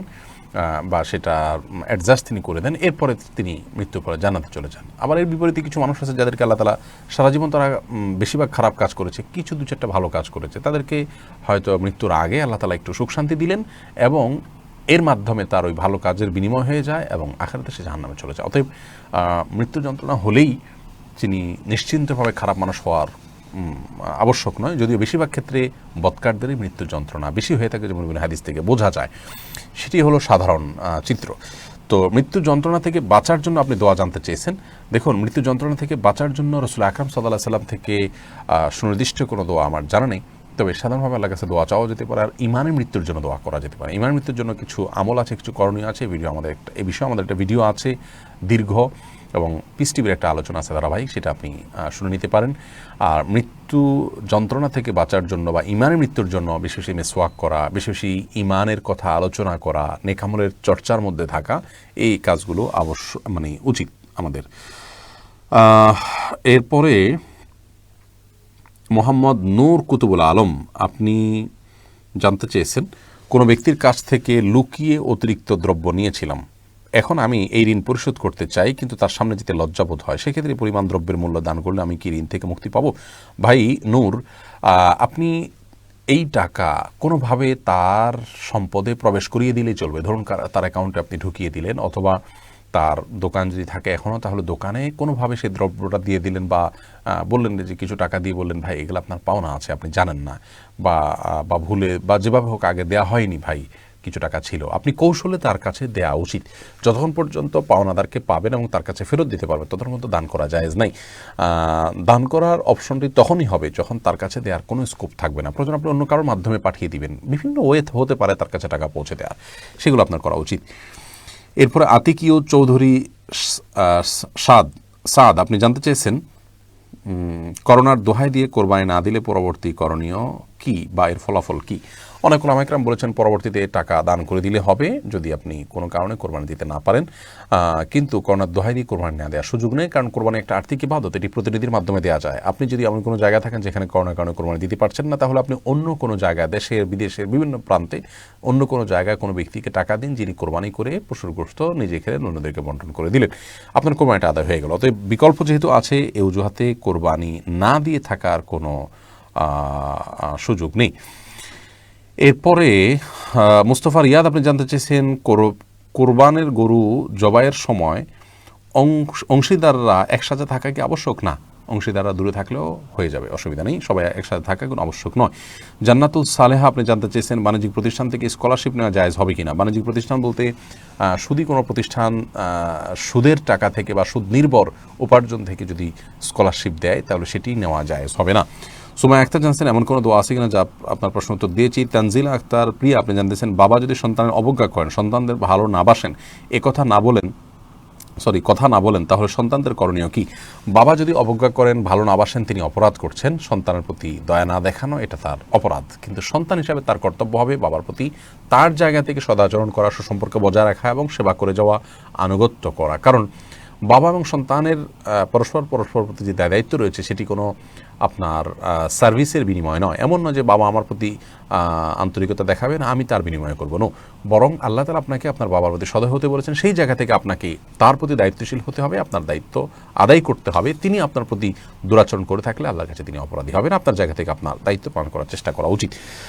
রাহিম আখতার জানতে চেয়েছেন, প্রচলিত আছে শনিবার মঙ্গলবার অশুভ, কথার কোনো ভিত্তি আছে? না বোন, কথার কোনো ভিত্তি নাই, এগুলো কুসংস্কার। দিন সবগুলো আল্লাহ তাআলার। নবী সাল্লাল্লাহু আলাইহি ওয়াসাল্লাম বলেছেন, আল্লাহ রাব্বুল আলামিন হাদিসে কুদসিতে বলেছেন, আনাদ-দাহার উকাল্লিবুল লাইলা ওয়ান নাহার লা তাসুবুদ-দাহার, তোমরা সময়কে গালমন্দ করো না, সময়কে খারাপ বলো না, কারণ আমি সময়কে পরিবর্তন করি। অতএব শনি এবং মঙ্গল এগুলো যিনি সৃষ্টি করেছেন, বৃহস্পতি বুধ অন্যান্য দিনগুলো তিনি সৃষ্টি করেছেন, কোনো দিনের মধ্যে কোনো প্রকার আপনার অমঙ্গল নেই। কোনো দিনকে অপয়া মনে করা এটি আমাদের ঈমান বা বিশ্বাসের সাথে সঙ্গতিপূর্ণ নয়। কল্যাণ এবং ক্ষতির একমাত্র মালিক আল্লাহ রাব্বুল আলামিন, কোনো সময়ের মধ্যে কোনো কল্যাণ অকল্যাণ নেই, বিধায় এমনটি বিশ্বাস করলে ঈমানের জন্য ক্ষতিকর হবে। আল ইমরান তাওকি আপনি জানতে চেয়েছেন, বিক্রির উদ্দেশ্যে কাঁচা আম মেপে রাখার পর তা ক্রেতার কাছে পৌঁছতে কিছুদিন সময় লাগায়, আম পেকে গিয়ে ওজন কিছুটা কমে যায়, বিক্রির কিছুদিন পর এটি জানতে পারি, এখন আমার করণীয় কি? যাদের কাছে বিক্রি করেছি তাদের খুঁজে বের করা এবং কতটুকু ওজন কমেছে তা কীভাবে বুঝবো? ভাই ইমরান, প্রথম কথা হলো যে আপনি যখন বিক্রি করেছেন তখন যে ওজন দিয়েছেন সেটাই আপনার জন্য বিবেচ্য হবে ইনশাআল্লাহ বিইذনিল্লাহ। এবং প্রয়োজনে আপনি যেটি করতে পারেন, ক্রেতাকে জানিয়ে দিতে পারেন যে পেকে যাওয়ার পরে ওজন কমে যায় এবং আমি কিন্তু আপনাকে যখন মেপে দিচ্ছি সে অনুযায়ী দাম নির্ধারণ করব। এটা আপনি ক্লিয়ার করে দিতে পারেন বড়জন। এর বাইরে আপনার বিশেষ কোনো দায় নেই ইনশাআল্লাহ বিইذনিল্লাহ। এরপরে আপনি জানতে চেয়েছেন জিনাত সন্ধ্যা আপনি জানতে চেয়েছেন দৃষ্টিশক্তি ও স্মৃতিশক্তি বৃদ্ধির উপায় কি? দৃষ্টিশক্তি বৃদ্ধি করার জন্য আল্লাহ রাব্বুল আলামিন যে সমস্ত খাবারে, যে সমস্ত বস্তুর মধ্যে দৃষ্টিশক্তির জন্য উপকারী দিক রেখেছেন সেগুলো আপনি গ্রহণ করবেন, চিকিৎসকদের পরামর্শ নেবেন। সেই সাথে ফাকাশাফনা আনকা গিতাআকা ফাবসুরকা ইয়াওমা হাদিদ, এই দোয়াটা পড়ে কোরআন কারীমের আয়াতের অংশ, সূরা হাদিদের একটা অংশ, ফাকাশাফনা আনকা গিতাআকা ফাবসুরকা ইয়াওমা হাদিদ, এটি পড়ে চোখে ফু দিলে, এভাবে হাতে ফু দিলে, হাত রেখে ফু দিলে চোখে লেগে যাবে। এর মাধ্যমেও চোখে আপনার দৃষ্টিশক্তি যদি কমে যায় আল্লাহ রাব্বুল আলামিন দৃষ্টিশক্তি বাড়িয়ে দেন এবং চোখের রোগ ভালো হয়। এটি আমল হিসাবে আপনি পাশাপাশি করতে পারেন। আর স্মৃতিশক্তি বৃদ্ধি করার জন্য নেক আমল এবং তাকওয়ার চর্চা করতে হবে, পাপের কাজ পরিহার করতে হবে। সেই সাথে এ বিষয়েও সংশ্লিষ্ট বিশেষজ্ঞদের পরামর্শগুলো মেনে আপনি চলতে পারেন। ফারজানা সুলতানা জানতে চেয়েছেন হতাশা, ভালো না লাগা, এসব অনুভূতিগুলো কি একজন ভালো মুসলিমের হতে পারে? যিনি প্রকৃত অর্থেই আসলে সেই পর্যায়ের ভালো মুসলিম হতে পেরেছেন তাকে হতাশা গ্রাস করার কথা নয়।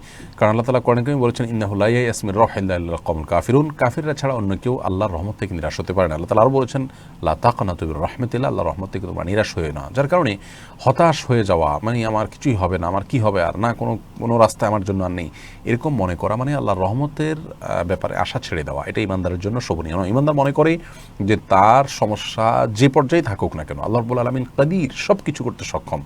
অতএব যে কোনো পর্যায় থেকে তিনি ইউটার্ন করতে পারেন, যে কোনো পর্যায় থেকে তিনি ব্যাক করতে পারেন। আল্লাহর প্রতি আস্থা বিশ্বাস তার থাকা উচিত এবং খুব বেশি হতাশা তাকে গ্রাস করার কথা নয়। আর সবচেয়ে বড় কথা হলো ইমানদার হারাবার কিছু নেই। তিনি যদি কোনো ক্ষতির সম্মুখীন হন আল্লাহ তাআলার কাছে তার বিনিময়ে তিনি পাবেন এবং আল্লাহ তাআলা আখিরাতে তাকে জন্য পুরস্কার দিবেন। যার কারণে হতাশা সেভাবে গ্রাস করার কথা নয়। আমাদের ইমানের মধ্যে দুর্বলতা আছে, আমরা সেভাবে ইমানদার হতে পারিনি, সেজন্য হয়তো এগুলো আমাদেরকে হতাশা ইত্যাদি আমাদেরকে গ্রাস করে অনেক বেশি দুর্বল করে ফেলে। তবে হ্যাঁ, কিছুটা ভালো না লাগা, কিছুটা আপনার পেরেশান হওয়া, এটা স্বাভাবিক। পেরেশানির কারণে ভেঙে পড়া, হতাশ হয়ে যাওয়া এবং হতাশ হয়ে আসার সমস্ত জায়গাগুলোকে ডিনাই করে দেওয়া এবং আপনার যেটাকে বলে খুব বেশি ডিপ্রেশনে গিয়ে আত্মহত্যা পর্যন্ত অনেক সময় মানুষ চলে যায়, এগুলো হারাম, এগুলো না যায়, এগুলো ইমানদারের জন্য করেন। কিন্তু সামান্য পেরেশানি, কিছুটা ভালো না লাগে, এটা তো হতেই পারে। রিজবি নীরব আপনি জানতে চেয়েছেন অন্ধকারে নামাজ আদায় করা যাবে কি না? অন্ধকারে নামাজ আদায় করা যাবে, তবে আলো থাকতে বিনা কারণে অন্ধকার করে নামাজ আদায় করা উচিত নয়। এমনি আশিক আলম জানতেছেন জামাতে সালাত আদায়ের সময় ইচ্ছাকৃতভাবে কাতার ফাঁকা রেখে সালাত আদায় করলে সালাত হবে কি না? সালাত তো হয়ে যাবে, কিন্তু সালাতের গুণাগুণ নষ্ট হবে এবং এটা উচিত নয়। জামাতের সালাতের মধ্যে ফাঁকা রেখে সালাত আদায় করা উচিত নয়। নবী সাল্লাল্লাহু আলাইহি ওয়াসাল্লাম বলেছেন তোমরা ফাঁকা বন্ধ করো, কারণ সেখানে শয়তান দাঁড়ায়। এমনি আব্দুল্লাহ জানতে চেয়েছেন কোনো বাচ্চা যদি পালক এনে পালিত মা দুধ খাওয়ায় তাহলে কি বড় হলে পালিত মা বাবা দেখা দিতে পারবেন? বাচ্চা অবস্থায় যদি দুধ পান করেই থাকেন তাহলে অবশ্যই তারা বড় হওয়ার পর দেখা দিতে পারবেন, কারণ তখন তারা নিছক পালক বাবা মা থাকছেন না, তখন তারা দুধ মা দুধ বাবা হিসাবে থাকছেন, দুধ মায়ের স্বামী হিসাবেও উনি দেখা করতে পারবেন যদি মেয়ে হয়। অতএব ছোটোবেলায় এবং দুধ পানের যে সময়সীমা এর মধ্যে যদি দুধ পান করিয়ে থাকেন তাহলে ইনশাআল্লাহ, যেমন 2 বছরের মধ্যে দুধ পান করালে সে সন্তানের সাথে তারা দেখা দিতে পারবেন। এরপরে শামীমুল ইসলাম সেতু জানতে চেয়েছেন কোনো পুরুষ ডাক্তার দিয়ে মেয়েরা পেটের আলট্রাসোনোগ্রাফি করতে পারবে কিনা? যদি মেয়ে ডাক্তার না থাকে বিকল্প হিসাবে করতে পারবে, মেয়ে ডাক্তার খোঁজা উচিত এবং সেই চেষ্টা থাকা উচিত, কারণ এটা একজন মানুষের ব্যক্তিত্বের পরিপন্থী এবং পর্দারও খেলাফ। অতএব যথাসম্ভব পর্দা মেনটেন করতে হবে। কোনো যদি পর্দা মেনটেন করার সুযোগ না থাকে, পুরুষ ডাক্তার মহিলা ডাক্তার না থাকে, তাহলে বিকল্প হিসাবে নিরুপায় হিসাবে এটি করা যেতে পারে। এমনি মুস্তাফিজুর রহমান শিশির আপনি জানতে চেয়েছেন আমার বাচ্চার আকিকার দিনে আমি ছাগল জবাই করে আত্মীয় স্বজন পাড়া প্রতিবেশী সবাইকে খাওয়াতে চাই। দাওয়াতের পূর্বে সবাইকে উপঢৌকন আনতে নিষেধ করে দিতে চাচ্ছি, তারপরেও যদি কেউ উপঢৌকন নিয়ে আসে সেক্ষেত্রে আমার করণীয় কী? কেউ যদি আপনার বাধা দেওয়ার পরেও আপনি আগে থেকে জানানোর পরেও নিয়ে আসে, তাহলে সেক্ষেত্রে সেটি আপনি নিতে পারেন, কারণ সেটি তিনি সন্তুষ্টিতে এনেছেন বলে মনে করা যেতে পারে। তবে যদি এই ধরনের আয়োজন করলে মানুষ বাধা দিলেও তিনি মনে করেন যে মৌখিকভাবে বাধা দিচ্ছেন, তিনি নিয়ে আসছেন, এরকম হলে প্রয়োজনে আনুষ্ঠানিকতা না করা উচিত। কারণ আকিকার আনুষ্ঠানিকতা করার ভিতরে বিশেষ কোনো কল্যাণ নেই এবং নির্দেশ নেই। না গোশত পাঠানো যেতে পারে, খাবার পাঠিয়ে দেওয়া যেতে পারে। আর একান্ত কোনো মানুষ যদি নিজে সচ্ছল হন এবং তিনি স্বেচ্ছায় সম্পূর্ণ তরফ থেকে হাদিয়া দিয়ে থাকেন, তাহলে সেটা নেওয়াতে কোনো অসুবিধা নেই। এবং ইয়াসির আরাফাত জানতে চেয়েছেন, কিস্তিতে নেওয়া টাকা দিয়ে ব্যবসা করে অর্জিত ইনকামও কি হারাম হয়ে যাবে? কিস্তিতে যে টাকা নিয়েছেন এটা সুদের ভিত্তিতে নিয়েছেন, এখান থেকে অর্জিত উপার্জন হারাম হওয়া বিষয়টি নির্ভর করবে। ধরুন আপনি 1 লক্ষ টাকা ঋণ নিয়েছেন, তো ঋণ নেওয়াটা তো ঠিক আছে, কিন্তু যদি কিস্তিতে নিয়েছেন এটি আপনি অবৈধ কাজ করেছেন। বিধায় আপনার উপার্জনে এখানে হারামের সংশ্লেষ চলে আসছে। পরিপূর্ণ উপার্জন হারাম হবে এমনটি বলা কঠিন, বলা যাবে না। সাদ্দাম হোসেন জিতু আপনি জানতে চাচ্ছেন, কোরবানির জন্য উপহার পাওয়া পশু কি বন্টন করতে হবে? কোরবানির জন্য উপহার যদি পেয়ে থাকেন, যিনি আপনাকে পশু উপহার দিয়েছেন তিনি তার কোরবানিটা জাস্ট আপনাকে পশু দিলেন, এমনটি যদি নিয়ত করে থাকেন, তাহলে তো কোরবানিটা তার। আপনি গোশত নিজে খেলেন, অন্যদেরকে দিলেন না দিলেন সেটা সম্পূর্ণ আপনার ইখতিয়ার। আর যদি আপনাকে তিনি কিনে দিয়েছেন আপনার তরফ থেকে কোরবানি করার জন্য, জাস্ট তিনি টাকা দিয়ে আপনাকে কোরবানি করার জন্য হেল্প করলেন, এরকম যদি হয় তাহলে আপনার কোরবানি, এবং আপনার কোরবানি হয়ে থাকলে সেটাকে একইভাবে আপনি নিজে খাবেন, গরিবদেরকে দিবেন, যেভাবে খুশি আপনি বন্টন করতে পারবেন। কোরবানি গোশতের যে বিধান সেটাই এখানে প্রযোজ্য হবে। এসব ক্ষেত্রে আসলে যিনি কিনে দিয়েছেন, যদি এমন হতে পারে যে তিনি তার কোরবানিটা জাস্ট আপনাকে দিয়েছেন করবার জন্য, তাহলে সেটি ক্লিয়ার করে নেওয়া উচিত এই সম্ভাবনা থাকলে। এরপরে হামসি আলম আপনি জানতেছেন, জায়নামাজের উপর কাবার ছবি থাকলে সেটা কতটুকু সঠিক? জায়নামাজের উপর কাবার ছবি থাকলে নামাজ হয়ে যাবে, কোনো অসুবিধা নেই। তবে সালাতের মধ্যে কাবার দিকে তাকিয়ে থাকা এটা উচিত নয়, সিজদার জায়গায় তাকিয়ে থাকা উচিত। এবং জায়নামাজে যদি আপনার কাবার ছবি থাকে তাহলে সিজদার জায়গাতে দেখা যায় যে নজর থাকে, এবং আপনার কাবার দিকে নজর থাকে এবং ওইদিকে মনোযোগ যায়। আপাত দৃষ্টিতে কাবাকে আপনি সিজদা করছেন কিনা, যদিও এখানে কাবাকে সিজদা করার উদ্দেশ্য কারোরই থাকে না, কিন্তু দৃশ্য তো সেরকম দেখা যায়। আরও নানা কারণে এই ধরনের জায়নামাজ অ্যাভয়েড করতে পারলে ভালো, কিন্তু যদি এগুলোতে নামাজ পড়েন কোনো সমস্যা নেই, নামাজ হয়ে যাবে ইনশাআল্লাহ বিইذনিল্লাহ। লিজা সামিনা আপনি জানতে চেয়েছেন, কসরের নামাজ কতদিন পড়া যায়? যতদিন আপনি মুসাফির থাকবেন ততদিন। মুসাফিরের সর্বশেষ সীমা এবং আবু হানিফা রাহমাতুল্লাহ মাযহাব অনুযায়ী 15 দিন, তার বেশি আপনি কোনো জায়গায় থাকার নিয়ত করলে আপনাকে আর মুসাফির ধরা হবে না। এরপরে এমডি হাসিবুল হাসান জানতে চেয়েছেন, কি পরিমাণ সম্পদ থাকলে কোরবানি করা ওয়াজিব হয়? কোরবানির ঈদের দিন জাকাত দিতে হলে যে পরিমাণ সম্পদ দরকার হয়, ধরুন 595 গ্রাম রূপা বা তার সমমূল্য, যেটা বর্তমান বাজারে বোধহয় 40-50 হাজার টাকা, এই টাকার মালিক যদি আপনি কোরবানির ঈদের দিন থাকেন তাহলে আপনাকে কোরবানি দিতে হবে। সেটা কমপক্ষে একটা ছাগল দিয়ে আপনি কোরবানি দিতে পারেন। এটা হলো আবু হানিফার মত অনুযায়ী। আরবিন স্কলাররা, বিশেষ করে সৌদের ওলামা ইকরাম এবং অন্যান্য মাযহাবের ওলামা ইকরাম অবশ্য বলেন যে কোরবানিটা ওয়াজিব নয়, এবং এর সাথে যাকাতের নিসাবের কোনো সম্পর্ক নেই। যাদের সামর্থ্য আছে অল্প থাকলেও তার দেওয়া উচিত, আর না দিলে গুনাহ হবে না। এটি হলো তাদের দৃষ্টিভঙ্গি এবং মত। মীরা হাসান জানতে চান, কন্যা সন্তানকে দিন শিক্ষা দেওয়ার জন্য কি করণীয় বর্তমান সময়ে? বোনমীরা, কন্যা সন্তানকে দিন শিক্ষা দেওয়ার জন্য সবচেয়ে সহজ এবং উত্তম উপায় হলো প্রাথমিক দিন শিক্ষা বাসা বাড়িতে দেওয়া, মা বাবার মাধ্যমে হাতে কলমে তারা শেখানো উচিত। আর যদি কোনো মক্তবে কোনো প্রতিষ্ঠান দিতে হয় তাহলে সেখানে মহিলা শিক্ষিকা দ্বারা যেন শিক্ষা দেওয়া হয় সে বিষয়টি খেয়াল করা উচিত।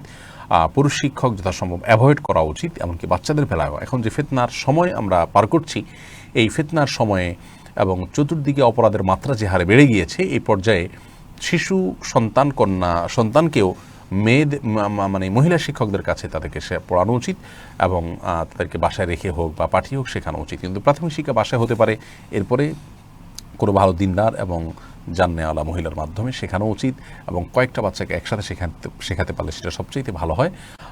এরপরে আরেকটু বড় যখন হবে তাকে তখন দিনই কোনো শিক্ষা প্রতিষ্ঠানে আপনি যদি পড়াতে চান তাহলে সেক্ষেত্রে সেটা পরিবেশ, সেখানে তাকওয়া চর্চা ইত্যাদি নিশ্চিত হয়ে তারপর সেখানে ভর্তি করাবেন। এর পাশাপাশি আজকাল অনলাইনে বিভিন্ন আপনার সেশন থেকে তাদেরকে আপনি দিনী শিক্ষা দিতে পারেন, কিন্তু সেক্ষেত্রে আপনার পরিপূর্ণ তত্ত্বাবধানে হওয়া উচিত, যাতে করে সেখান থেকে আর বিভ্রান্তির কোনো পথ উন্মোচিত না হয়। রেজওয়ান আহমেদ শুভ আপনি জানতে চাচ্ছেন, স্টুডেন্ট লাইফে 4-5 বছর ম্যাক্সিমাম সময় বাসের ভাড়া দেইনি, এখন করণীয় কি? আল্লাহ মাফ করুন, আনুমানিক একটা ফিগার বের করবেন যে কত টাকা এরকম আপনি তসরুফ করেছেন, সেই পরিমাণ টাকা আল্লাহ রাস্তায় দান করে দিবেন যারা মালিক তাদের তরফ থেকে, যেহেতু তাদেরকে খুঁজে আলাদা করে বের করা সম্ভব নয়। এরপরে রাইসা ফেরদাউসি আপনি জানতেছেন হিন্দু ধর্মের মানুষকে ঘর ভাড়া দেওয়া জায়েজ আছে কিনা? জায়েজ আছে, কোনো অসুবিধা নেই। কোনো অমুসলিমকে ঘর ভাড়া দেওয়া জায়েজ আছে, তাদের সাথে কোনো লেনদেন করতেও কোনো শরীয়ত নিষেধ করে না। লাতিফা লাইজু আপনি জানতে চেয়েছেন যারা মাঝে মাঝে নামাজ পড়ে আবার ছেড়ে দেয় এদের সম্পর্কে ইসলাম কি বলে? যারা মাঝে মাঝে নামাজ পড়ে এবং মাঝে মধ্যে আবার ছেড়ে দেয় তারা প্রকৃত মুসলমান নয়। মুসলিম 5 ওয়াক্ত নামাজ তাকে পড়তেই হবে। 5 ওয়াক্ত নামাজের মধ্যে কম্প্রোমাইজ করবার কোনো সুযোগ নেই। কোনো ব্যক্তি যদি 5 ওয়াক্ত নামাজের ক্ষেত্রে কোনো প্রকার ঢিলা দেন বা দায়িত্ব জ্ঞানহীনতার পরিচয় দেন, তাহলে সেক্ষেত্রে তিনি আল্লাহ তাআলার কাছে অপরাধী হিসেবে বিবেচিত হবেন এবং কোনো ওলামায়ে কেরামতের ঠান্ডা মাথায় এরকম কেউ যদি নামাজ ত্যাগ করে তাহলে তিনি কাফের হয়ে যাবেন এবং মুসলমান থাকবেন না। যদিও ইমাম আবু হানিফা মাযহাব অনুযায়ী এবং অন্যান্য ওলামায়ে কেরাম অনেকের মত অনুযায়ী আলবানী রাহিমাহুল্লাহ সহ সম্প্রতি সময়ের ওলামায়ে কেরামের অনেকেই বলেছেন যে যদি কেউ নামাজ না পড়েন কিন্তু তার মধ্যে আপনার যথাসম্ভব আমাদের দায়িত্বশীল তার পরিচয় দেওয়া উচিত এবং আপনার কখনো যদি ইচ্ছাকৃতভাবে সালাত আমরা ত্যাগ করি তাহলে তওবা করে পুনরায় সালাতের কন্টিনিউ করা উচিত। ইচ্ছাকৃত সালাত ত্যাগকারী ব্যক্তির ঈমান নিয়ে যেহেতু ওলামায়ে কেরামের মত পার্থক্য আছে, সেজন্য কোনো দায়িত্বশীল মুসলমান এ ব্যাপারে হেয়ালিপনা বা দায়িত্বহীনতার কাজ করতে পারেন না। আফরোজা ইয়াসমিন রনি জানতে চেয়েছেন স্বামীর কাছ থেকে টাকা নিয়ে স্ত্রী যদি দান করেন তাহলে সওয়াব হবে কিনা? সওয়াব হবে কার, স্বামীর নাকি স্ত্রীর? যদি স্বামীকে তিনি ইন্সপায়ার করে দানের জন্য উদ্বুদ্ধ করেন তাহলে সব দুজনের হবে ইনশাআল্লাহ। আর যদি স্বামীর কাছ থেকে তিনি নিজের টাকা চেয়ে নেন যে আমার কিছু টাকা লাগবে, তারপর তিনি দান করেন, তাহলে এখানে স্ত্রী সওয়াব পাবেন, যেহেতু তিনি তার কাছ থেকে টাকা চেয়ে নিয়েছেন এমনভাবে যে তার পার্সোনালি দরকার। আর যদি উভয়ে আপনার একে অন্যকে দানের জন্য সহযোগিতা করেন এবং একে অন্যকে সহযোগিতা করেই দান করেন তাহলে ইনশাআল্লাহ উভয়ে সওয়াব পাবেন। আল্লাহ রাব্বুল আলামিন যেহেতু তিনি ওয়াহাব, অনেক বেশি দাতা এবং দানশীল, অতএব বান্দা যে কেউ ভালো কাজের সাথে সংশ্লিষ্টতা অর্জন করলে এবং তার যদি নিয়তটা খাঁটি থাকে আল্লাহ তাআলা তাকে অবশ্যই ইনশাআল্লাহ সওয়াব দিবেন। খোকন আহমেদ কেস আপনি জানতে চাইছেন ইসলামী ব্যাংকে মহারণা ডিপোজিট করেছি, ইসলামী দৃষ্টিকোণ থেকে ঠিক হবে কিনা? হতে পারে, মহারণা ডিপোজিট আপনি যে কোনোভাবে করতে পারেন, করে মহারণা দিলেন, কোনো অসুবিধা নেই। শামীম বিন বাবুল জানতে চেয়েছেন লাইভ চলাকালীন কমেন্টকারীর কমেন্টে অনেকেই রিপ্লাইয়ে প্রশ্নের উত্তর দিচ্ছেন, এ বিষয়ে আপনি কি কাউকে অনুমতি দিয়েছেন? না, আমরা কাউকে অনুমতি দেইনি, বরং বারবার নিষেধ করি যে আল্লাহর ওয়াস্তে একজনের কমেন্টে আরেকজন রিপ্লাই করতে যাবেন না। এই জায়গাটা থেকে আমাদের বেরিয়ে আসা উচিত এবং যারা খুব বেশি এটি করছে তাদেরকে আমরা পেজ থেকে ব্যান করতে বাধ্য হব। আপনি যদি রিপ্লাই দিতে চান তাহলে আমাদের সাথে যোগাযোগ করুন, আপনার যোগ্যতা দেখে আপনাকে আমরা প্রশিক্ষণ দিয়ে কিছু গাইডলাইন দিয়ে আমরা আপনাকে রিপ্লাইয়ের পারমিশন দেব, কিন্তু অনুগ্রহ করে নিজে থেকে রিপ্লাই দিতে যাবেন না। এতে মানুষ বিভ্রান্তিতে নিপতিত হতে পারে এবং নানা রকম সমস্যা দেখা দিতে পারে। আলোর পথের যাত্রী জানতে চেয়েছেন কোরবানির মাংস বন্টনের নিয়মটা একটু বলবেন। কোরবানির মাংস 3 ভাগে ভাগ করা মুস্তাহাব, উত্তম। 1 ভাগ নিজের জন্য রাখলেন, 1 ভাগ গরিবদেরকে দিলেন, আরেক ভাগ আত্মীয়স্বজন পাড়া প্রতিবেশী বাকিদেরকে দিলেন। কিন্তু এই 3 ভাগ করাটা আবশ্যক না, কিন্তু করলে এই পদ্ধতিতে করাটা হলো মুস্তাহাব। নাইমা আক্তার জানতে চেয়েছেন অজু করার নির্দিষ্ট কোনো দোয়া আছে কিনা? বিসমিল্লাহ বলে শুরু করে দিবেন।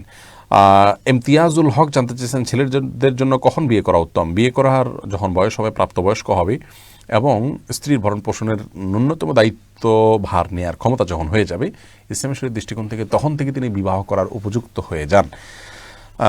এরপরে ওমর ফারুক জানতেছেন বুকের পশম কাটা যাবে কিনা? বুকের পশম কাটা যাবে কিনা বিষয়ে গত মঙ্গলবারের লাইভে আমরা কথা বলেছি। বুকের পশম এটি যদি কারোর কাটা প্রয়োজন মনে করে তিনি কাটতে পারেন। এটি কাটলে আল্লাহর সৃষ্টিতে পরিবর্তন যেটি নিষিদ্ধ তার আওতায় পড়বে না। যেহেতু শরীয়তের কিছু লোম আছে যেগুলো রাখার নির্দেশ আছে, যেমন দাড়ি পুরুষদের জন্য, আর কিছু আছে কাটা নির্দেশ আছে যেমন মোষ, কিছু আছে চাষার নির্দেশ আছে, আর কিছু আছে সেগুলো কাটা রাখার ব্যাপারে কোনো নির্দেশনা নেই। বুকের পশমগুলো সেরকম, এগুলোর ব্যাপারে কোনো নির্দেশনা শরীয়ত দেয়নি, অতএব কারোর সমস্যার কারণ হলে তিনি কাটতে পারেন। নুসরাত জাহান জানতে চাইছেন আমি হিন্দু থেকে মুসলিম হয়েছি, মন থেকে আল্লাহকে, আমার নবীকে, ইসলাম ধর্মকে ভালোবাসি এবং বিশ্বাস করি। আমার ঈমান ঠিক রেখে যদি আমি আমার পরিবারের সাথে সম্পর্ক রাখি, আমার হিন্দু পরিবার যদি আমার বাসায় আসে আর যদি আমি তাদের মাসি পিসি বলে ডাকি তাহলে কি আমার গুনাহ হবে? নুসরাত, কোনো অসুবিধা নেই। আপনি তাদেরকে ডাকতে পারেন। মাসি পিসি ডাকা, এই ডাকের সাথে ধর্মীয় কোনো বিশ্বাসের সম্পর্ক আছে বলে আমার জানা নেই। অতএব আপনি ডাকগুলো তাদেরকে দিতে পারেন, অবশ্যই তাদের সাথে আপনি সম্পর্ক রাখতে পারেন, বরং রাখা উচিত। নবী সাল্লাল্লাহু আলাইহি ওয়াসাল্লামের আত্মীয়দের মধ্যে অনেকে অমুসলিম ছিলেন, কিন্তু তিনি তাদের সাথে সুসম্পর্ক বজায় রেখেছেন। অতএব আত্মীয়র সাথে সুসম্পর্ক বজায় রাখা এটা সর্বাবস্থায় আমাদের উচিত। এরপরে নাজমুন সরকার নিশা জানতে চেয়েছেন, কোনো আত্মীয় যদি তার বাসায় যেতে নিষেধ করে সেক্ষেত্রে এই আত্মীয়ের সাথে কিভাবে সম্পর্ক বজায় রাখবো। যদি আপনাকে নিষেধ করে সে, তাহলে তো আর আপনার বিশেষ কিছু করার নেই, কিন্তু এরপরে যদি আপনি সদাচরণ করবার, সংযোগ স্থাপন করবার আপনার কোনো সুযোগ তৈরি হয়, সেটা আপনার জায়গা থেকে চেষ্টা করা উচিত। সালাম দেয়া, হাসি মুখে তার সাথে সুন্দর আচরণ করা, নিজের উত্তম আচরণ দিয়ে তাকে সন্তুষ্ট করা এবং মুগ্ধ করা, এই চেষ্টা আপনার অব্যাহত রাখা উচিত। কিন্তু আপনাকে যেতে নিষেধ করেছে, গেলে আপনি দুর্ভার মুখোমুখি হবেন, এরকম যদি হয় তাহলে আপনার জন্য মোটেও আবশ্যক নয় তার বাসায় যাওয়া বা নিজে থেকে সুসম্পর্ক রাখার জন্য চেষ্টা করা। খায়রুল ইসলাম জানতে চেয়েছেন, বিবাহের মধ্যে উকিল বাবা হওয়ার সম্পর্কে ইসলাম কি বলে? উকিল বাবার কোনো ভিত্তি ইসলামে নেই। বাবা থাকলে তিনি সন্তানকে বিবাহ দিবেন, বাবা না থাকলে বড় ভাই তিনি সন্তানকে বিবাহ দিবেন, বড় ভাই না থাকলে দাদা বা চাচা তারা বিবাহ দিবেন অভিভাবক হিসাবে। এখানে উকিল বাবার কোনো অপশন নেই। এটি আমাদের দেশের একটা কালচার, ইসলামের সাথে কোনো সম্পর্ক নেই।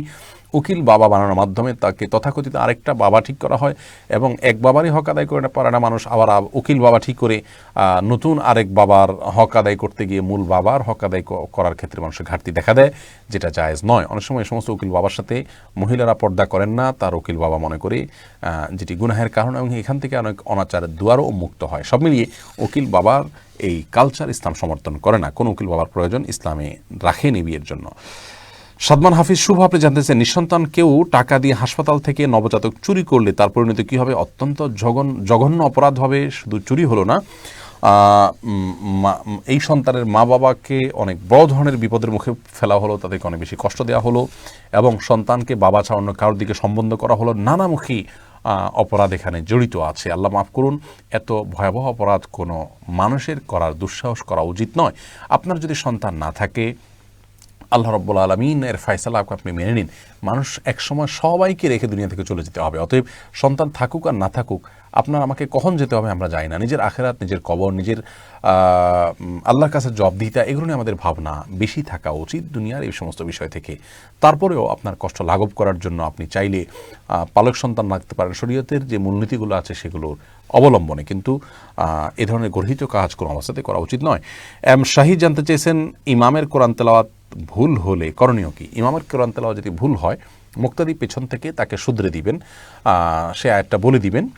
আর যদি সেরকম বলার মতো কেউ না থাকে আর ইমাম সাহেব 3 আয়াতের অধিক শুদ্ধ পড়ে থাকেন, এরপরে ভুল হয়, ইনশাআল্লাহ নামাজ বিশুদ্ধ হয়ে যাবে।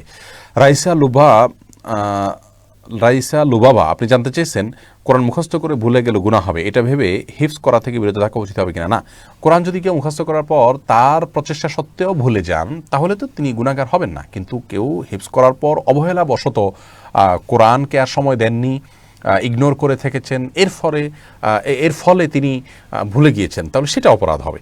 বিধায় আপনার চুন খেয়ে গাল পড়লে আপনার দই দেখে ভয় পাওয়া উচিত নয়। এটা শয়তান বরং ভালো কাজ থেকে মানুষকে বিরত রাখার জন্য একটা কৌশল হিসাবে ব্যবহার করে থাকতে পারে। গোলাম রাব্বি জানতে চেয়েছেন, সিগারেট বা তামাক জাতীয় দ্রব্য পানকারী ব্যক্তির পিছনে কি সালাত আদায় করলে সালাত হয়ে যাবে? সালাত তো অবশ্যই হবে, কিন্তু এরকম ব্যক্তিকে ইমাম হিসাবে নিযুক্ত করা উচিত নয়। যদি আগে থেকে নিযুক্ত থেকে থাকে সালাত হয়ে যাবে। দায়িত্বশীলদের উচিত এই ব্যক্তিকে পরিবর্তন করা। আপনি মোহাম্মদ জিয়াউর রহমান জানতেছেন, হিন্দু বাড়িতে দাওয়াত খাওয়া যাবে কিনা? যাবে। নবী করিম সাল্লাল্লাহু আলাইহি সাল্লাম অমুসলিমদের বাসায় খেয়েছেন এবং তাদেরকে খাইয়েছেন। তাদের সাথে সদাচরণ করতে, তাদেরকে দাওয়াত খাওয়াতে, তাদের বাসায় দাওয়াত খেতে কোনো অসুবিধা নেই। আল্লাহ রাব্বুল আলামিন কোরআনে কারীমে বলেছেন, লা ইয়ানহাকুমুল্লাহু আনিল্লাযীনা লাম ইউকাতিলুকুম ফিদ-দীন ওয়া লাম ইখরিজুকুম মিন দিয়ারিকুম আন তাবাররুহুম ওয়া তুকসিতু ইলাইহিম ইন্নাল্লাহা ইউহিব্বুল মুকসিতিন। যে সমস্ত অমুসলিমরা তোমাদেরকে দেশান্তর করে দেয়নি, তোমাদের সাথে ধর্মযুদ্ধে লিপ্ত হয়নি, তাদের সাথে সদাচরণ করতে, সুন্দর ব্যবহার করতে, স্বাভাবিক জীবনযাপন করতে আল্লাহ তাআলা নিষেধ করেন না। নবী সাল্লাল্লাহু আলাইহি সাল্লাম যেহেতু অমুসলিমদের বাসায় দাওয়াত খেয়েছেন, আপনিও খেতে পারেন, খাওয়াতে পারেন, কোনো অসুবিধা নেই। উম্মে সালমা জানতে চেয়েছেন, উঁচু দাঁত নিচু করা যাবে কিনা? তাতে কি সৃষ্টির পরিবর্তন হবে নাকি এটা ত্রুটি? উঁচু নিচু দাঁত থাকলে এটা এক ধরনের ত্রুটি, এটাকে শুধরাবার জন্য সমান করাতে কোনো অসুবিধা নেই। এটি আল্লাহ সৃষ্টিতে পরিবর্তন হিসাবে গণ্য হবে না। জহিরুল ইসলাম জানতেছেন, বিছানায় সালাত আদায় করা কি জায়েজ হবে? বিছানায় সালাত আদায় করা অবশ্যই জায়েজ হবে, বিছানায় যদি পাক থাকে কোনো অসুবিধা নেই। এরপরে শিহাব বিন শহীদ জানতে চেয়েছেন রিং আইডিতে মেম্বারশিপ কিনে টাকা আয় করা জায়েজ হবে কিনা। রিং আইডি সম্পর্কে বিস্তারিত আমাদের ধারণা নেই, অতএব সেখানে মেম্বারশিপ নিয়ে আপনি উপার্জন করতে পারবেন কি পারবেন না এই বিষয়টি আমরা এই মুহূর্তে আপনাকে জানাতে পারছি না, সেজন্য দুঃখিত। এই বিষয়ে যদি আমাদের কখনো অ্যানালাইসিস করার সুযোগ হয় তারপর ইনশাল্লাহ আমরা জানাতে পারবো। সাদিয়া খান আপনি জানতে চেয়েছেন সৎ চাচার সামনে কি বেপর্দা যাওয়া যাবে যদিও দাদু এক হয়? না, তার সামনে আপনি যাওয়া উচিত নয় এবং পর্দা মেনটেন করা উচিত। অবন্তী ইসলাম জানতে চেয়েছেন আমার স্বামী পরনারীর প্রতি আসক্ত, আমার কি করা উচিত? বোন অবন্তী, অনেকেরই প্রশ্ন। আজকাল এটি ব্যাধিতে পরিণত হয়েছে, পরকীয়া আমরা অনেকে লিপ্ত হয়ে যাচ্ছি। সোশ্যাল মিডিয়া এবং অন্য অনেক মাধ্যমে আমরা পরনারীর প্রতি আসক্ত হয়ে যাচ্ছি, নারীরা পরপুরুষের প্রতি আসক্ত হয়ে যাচ্ছেন। এরকম যদি কোনো পরিস্থিতির মধ্যে আপনি পড়েন যে আপনার স্বামী পরনারীতে আসক্ত হয়ে গেছেন, প্রথমত আপনি নিজের খুঁত এবং ত্রুটিগুলোকে খুঁজে বের করবেন। আপনার স্বামীকে আপনার প্রতি আকৃষ্ট এবং আপনার প্রতি নিবিষ্ট করে রাখার জন্য আপনি নিজেকে সাজিয়ে গুছিয়ে এবং যতটা সম্ভব আপনার সাধ্যের মধ্যে থেকে তাকে আকৃষ্ট করার সকল উপায় এবং মাধ্যম আপনার অবলম্বন করা উচিত। আর একবার যদি পরনারীতে আসক্ত হয়ে যায় এরপরে সাধারণত মানুষ ফিরে আসে খুব কম বলতে আমি নিরাশ করছি না, আমি বোঝাতে চাচ্ছি যে এরপরে সাজগোজ বা নিজেকে গুছিয়ে আর তাকে ওই কারণে ফিরিয়ে আনা কঠিন হয়। তো তারপরেও সেই চেষ্টা থাকা উচিত এবং এটা আগে থেকে করা উচিত। আর পরিস্থিতির মুখোমুখি হওয়ার পরও করা যেতে পারে, এটি হলো প্রথম করণীয়। দ্বিতীয় করণীয় হলো তাকে বোঝানো উচিত যে এই কাজটির মাধ্যমে তিনি তার আখিরাতকে ধ্বংস করছেন, তার ঈমান আমলকে ধ্বংস করছেন, এমনকি তার দুনিয়ার জীবনকে তিনি ধ্বংসের দিকে নিয়ে যাচ্ছেন। এটি তাকে বোঝানো উচিত। নিজে অন্যের মাধ্যমে, বিভিন্ন স্কলারদের মাধ্যমে, যাদের মাধ্যমে তাকে বোঝালে তিনি বুঝবেন বা যাদের প্রভাব তার উপরে আছে সেরকম ব্যক্তিদের মাধ্যমে তাকে কাউন্সেলিং করানো উচিত এবং সেটার জন্য কৌশলী পদক্ষেপ নেওয়া যেতে পারে।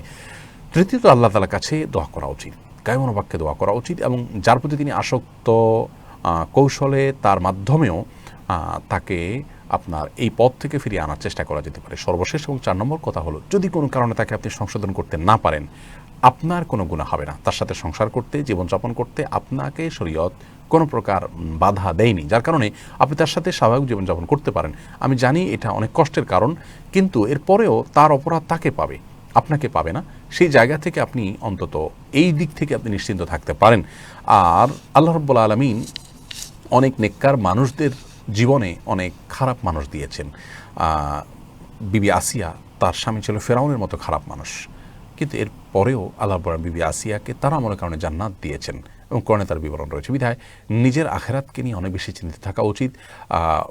স্বামী যদিও জীবনের অংশ, কষ্ট হবে স্বাভাবিক, কিন্তু তাকে নিয়ে এত বেশি ভাবা উচিত নয় যে ভাবতে ভাবতে নিজে আপনি অসুস্থ হয়ে পড়েন এবং নিজে হতাশাগ্রস্ত হয়ে পড়েন, নিজে অশান্তির মধ্যে হাবুডুবু খেতে থাকেন। এটার কোনো যৌক্তিক কারণ থাকতে পারে না। অপরাধ করছে একজন আর আপনি নিজে কষ্টের মধ্যে ভুগছেন এবং নিজেকে কষ্টের মধ্যে নিবেদিত করছেন, এটি বুদ্ধিমান কাজ হতে পারে না। সেজন্য ইগনোর করার জন্য চেষ্টা করা উচিত। আল্লাহ তাআলা আমাদের সবাইকে এই ধরনের সমস্যা থেকে উত্তরণের পথ যেন আমরা খুঁজে পাই সেই তৌফিক দান করুন। আকলিমা খাতুন রিয়া জানতে চেয়েছেন সালাতে পা ঢাকা কি মেয়েদের জন্য ফরজ? একবারে পায়ের পাতা পর্যন্ত না, পায়ের পাতার তলার অংশ এটা আবশ্যক নয়, তবে পায়ের পাতার উপরই অংশ এটি ঢাকাকে অনেক ওলামা কেরাম আবশ্যক বলেছেন। এই জন্য যথাসম্ভব লম্বা আপনার পোশাক পরে এটাকে ঢাকার চেষ্টা করা উচিত। যদিও অনেক ওলামা কেরাম বলেছেন টাকনু পর্যন্ত ঢাকলেই চলবে। দুই পক্ষের ওলামা কেরামের দলিল এবং যুক্তি রয়েছে। আমরা ইবাদতের ক্ষেত্রে সতর্কতা এবং এহতিয়াতপূর্ণ মতটা গ্রহণ করতে গেলে আমরা বলবো যে পাতা আর উপরিভাগ এটা যেন ঢেকে যায়, সেজন্য দীর্ঘ কোনো কাপড় বা লম্বা কোনো কাপড় আপনি পরুন, তবে তলা ঢাকতে হবে এটি আবশ্যক নয়। অনেকে মোজা পরে নেন, মোজা পরার জন্য এরকম কষ্ট করার বা কসরত করার কোনো প্রয়োজন নেই, কারণ কোনো হাদিসে মোজা পরার কথা বা তলা ঢাকার কথা বলা হয়নি। মেহেদী হাসান জানতেছেন কারো দায় নিয়ে উপহাস করলে কি গুনাহ হবে? ভাই মেহেদী হাসান, কারো দায় নিয়ে যদি উপহাস করে অবশ্যই গুনাহ হবে। শুধু গুনাহ হবে তাই নয়, নবী করিম সাল্লাল্লাহু আলাইহি ওয়াসাল্লামের সুন্নাহ সেই হিসাবে যদি কেউ উপহাস করে তাহলে তো সে ঈমান হারা হয়ে যাবে। কারণ ঈমান হারা হওয়ার জন্য ইসলামের প্রমাণিত ছোটোখাটো কোনো বিষয়কে নিয়ে যদি ঠাট্টা বিদ্রুপ করে তাহলে সে কিন্তু ইসলাম তথা আল্লাহ তাআলার বিরুদ্ধে বিদ্রোহী হিসাবে বিবেচিত হয় এবং যার কারণে তিনি কিন্তু অপরাধ হিসাবে গুনাহগার হয়ে যান। অতএব এটি শুধু গুনাহগার নয় বরং ঈমান হারা হওয়ার মতো বিষয়। এরপরে প্রশ্ন করেছেন এমডি কে সরফরাজ জানতে চেয়েছেন এসপিসি থেকে টাকা ইনকাম করা হালাল হবে কিনা? না, এসপিসি থেকে টাকা ইনকাম করা হালাল নয়। এ বিষয়ে বিস্তারিত ফতোয়া এবং আপনার ইসলামী শরিয়ার এবং অর্থনৈতিক দৃষ্টিকোণ থেকে পর্যবেক্ষণ উল্লেখ করে ঘণ্টাখানেক আগে আমাদের পেজে একটা পোস্ট গিয়েছে বা ঘণ্টা দুয়েক আগে, সেটি আপনি দেখে নিতে পারেন। বিস্তারিত সেখানে উল্লেখ করা আছে। আমরা এসপিসি কর্তৃপক্ষের সাথে আমাদের প্রতিনিধিরা বসেছেন, আমার পক্ষ থেকে একজন, এবং আইএফএ কনসালটেন্সি ইসলামী অর্থনীতি এবং ফিনান্স স্পেশালিস্টরা বসেছেন। বসে তাদের কাছ থেকে বিস্তারিত তথ্য উপাত্ত নিয়ে আমরা একটু আগে লিখিত একটি বিষয় প্রকাশ করেছি, এবং ইসলামী অর্থনীতি এবং ফিনান্স বিশেষজ্ঞ ওলামায়ে কেরামগণ সেখানে তাদের মতামত ব্যক্ত করেছেন। সেটাকে সামনে রাখলে আমরা দেখি এসপিসি থেকে উপার্জন করা জায়েজ নয়। এগুলো নিছক প্রতারণা এবং ফাঁদ। মানুষ লোভে পড়ে শুরু করে, একটা পর্যায়ে এগুলো হাওয়া হয়ে যায় এবং হাওয়া হয়ে যেতে বাধ্য হয়। ইভিএলের অবস্থাও করুন। আমরা অনেকেই জানি যে বাংলাদেশ ব্যাংক সহ বিভিন্ন ব্যাংক ইতিমধ্যে সতর্ক করেছে, এবং এসপিসির এমডিকে আমাদের প্রতিনিধিরা তারা প্রশ্ন করেছেন তাদের মাসিক আয় কত। তো তারা জানিয়েছেন 1 কোটি, অথচ তাদের ব্যয় হলো অনেক টাকা, সম্ভবত 100 কোটি টাকার উপরে। তো এই ঘাটতিটা তারা কিভাবে পোষাবেন? এগুলো মুখরোচক এবং লোভে পড়ে আমাদের মানে সব ধ্বংস, দুনিয়া এবং আখিরাত সব ধ্বংস হওয়ার মাধ্যম। আমরা সেজন্য এখান থেকে সতর্ক করছি আল্লাহর জন্য। মোবাইলে কোরআন তেলাওয়াত শুনলে কি সওয়াব হবে? এমডি ফাহাদ বা জানতে চাইছেন। জি, সওয়াব হবে, কোনো অসুবিধা নেই। এরপরে কপালে কালো টিপ দেয়া নিয়ে কিছু বলুন, এবং পুরুষকে কানাদুল দেয়া নিয়ে বলুন। হোসাইন কলি জানতে চেয়েছেন। দেখুন, কপালে কালো টিপ দেয়া যদি এই বিশ্বাস থেকে হয় যে কালো টিপ দিলে বদনজর পড়বে না, এটা হবে সেটা হবে, ক্ষতি থেকে বাঁচবে, তাহলে এটি কুসংস্কার। আর যদি নিছক সৌন্দর্যের জন্য বাচ্চাদেরকে কপালে কালো টিপ দেওয়া হয়, কোনো অসুবিধা নেই। বড়দের টিপ দেওয়া, এটি বিশেষ করে হিন্দু ধর্মের লাল টিপ, বিশেষভাবে লাল টিপ বা সিঁদুর ইত্যাদি দেওয়ার প্রচলন রয়েছে মেয়েদের বেলায়। সেইটাকে অনুসরণ করা, এমনকি ছেলেদের বেলায়ও সম্ভবত রয়েছে, অনুসরণ করা হয় বা তার সাথে সাদৃশ্য হয়, সেজন্য এটা অ্যাভয়েড করাই হলো ঈমানের দাবি। এরপরে ফ্লোর ঘষা যায় এমন ড্রেস পরা যাবে কি না? আপনার প্রশ্নটি পরিষ্কার নয়, আমি ঠিক ফ্লোর ঘেঁষে যায় এমন ড্রেস পরা যাবে কি না মীরা হাসান জানতে চেয়েছেন। নারীরা এমন ড্রেস পরতে পারেন, কোনো অসুবিধা নেই। এরপরে সালাতুল ইশাকের নিয়ম, সময় এবং ফজিলত সম্পর্কে জানতে চেয়েছেন মুশফিক আলী আশফি। সালাতুল ইশাক যদি কেউ আদায় করেন তাহলে আল্লাহ রাব্বুল আলামিন তাকে একটা ওমরা এবং একটা হজের সওয়াব দান করেন। বিশেষ করে যদি ফজর নামাজের পরে কেউ নিজ জায়গায় বসে থাকেন এবং সূর্য ওঠার 15-20 মিনিট পরে 2 রাকাত নামাজ আদায় করেন, যে কোনো সূরা দিয়ে পাঠ করতে পারেন, মিনিমাম 2 রাকাত, কোনো কোনো আমাকে 4 রাকাতের কথা বলেন। তো এই ফজিলতের কথা তিরমিজিতে যেটি বর্ণিত হয়েছে, একটা হজ একটা ওমরা সওয়াব, এটা পাওয়ার জন্য ফজরের পর নিজ জায়গায় বসে থেকেই সূর্য ওঠার 15-20 মিনিট পরে 2 রাকাত নামাজ পড়াই যথেষ্ট। এর মাধ্যমে এই সওয়াব ইনশাআল্লাহ অর্জিত হবে। আরও অনেক ফজিলত সালাতুল ইশাকের ব্যাপারে হাদিসে বর্ণিত হয়েছে। এরপরে গরুর পেশাব পোশাকে লাগলে নামাজ পড়া যাবে কি না মোহাম্মদ রিপন জানতে চেয়েছেন। গরুর পেশাব যদি কাপড়ে লাগে তাহলে সেটি নাপাক হয়ে যাবে এবং ওই কাপড় পরে নামাজ পড়া যাবে না, এটি হলো বিশুদ্ধ ধর্ম। যদিও সৌদি আরবের ওলামায়ে কেরাম এবং অনেক আলিমগণ বর্তমান যুগে, বিশেষ করে মিডল ইস্টের ওলামায়ে কেরামদের অনেকেই মনে করেন যে গরুর পেশাব ইত্যাদি বা হালাল যে সমস্ত পশুর গোশত খাওয়া, সেগুলোর পেশাবকে তারা পাক মনে করেন। তার দৃষ্টিকোণ থেকে এটি লাগলেও আপনার নাপাক হবে না। যদি কেউ মাথায় কলব বা কালি করে তাহলে তার নাপাক থাকবে কি না আপনি রাকিবুল জানতে চেয়েছেন। চুলে কলব বা কালি যদি দেন তাহলে তিনি কলবটা যদি নিছক রং হয় যেটা চুলের সাথে মিশে গেছে তাহলে তো ওযু গোসল হয়ে যাবে, কিন্তু আলাদা আবরণ যদি হয়, আলাদা স্তর পড়ে যায়, এরকম হয়, তাহলে সেক্ষেত্রে তো তার ওযু গোসল হবে না, তিনি নাপাক থেকে যাবেন। আর এমনিতেই কালো কালার করা চুলকে এটি নিষিদ্ধ, সেটি আরেক জিনিস। একটা হলো নিষিদ্ধ, এটা গুনাহের কাজ, আর হলো এটা লাগানোর ফলে ওযু গোসল হবে কিনা।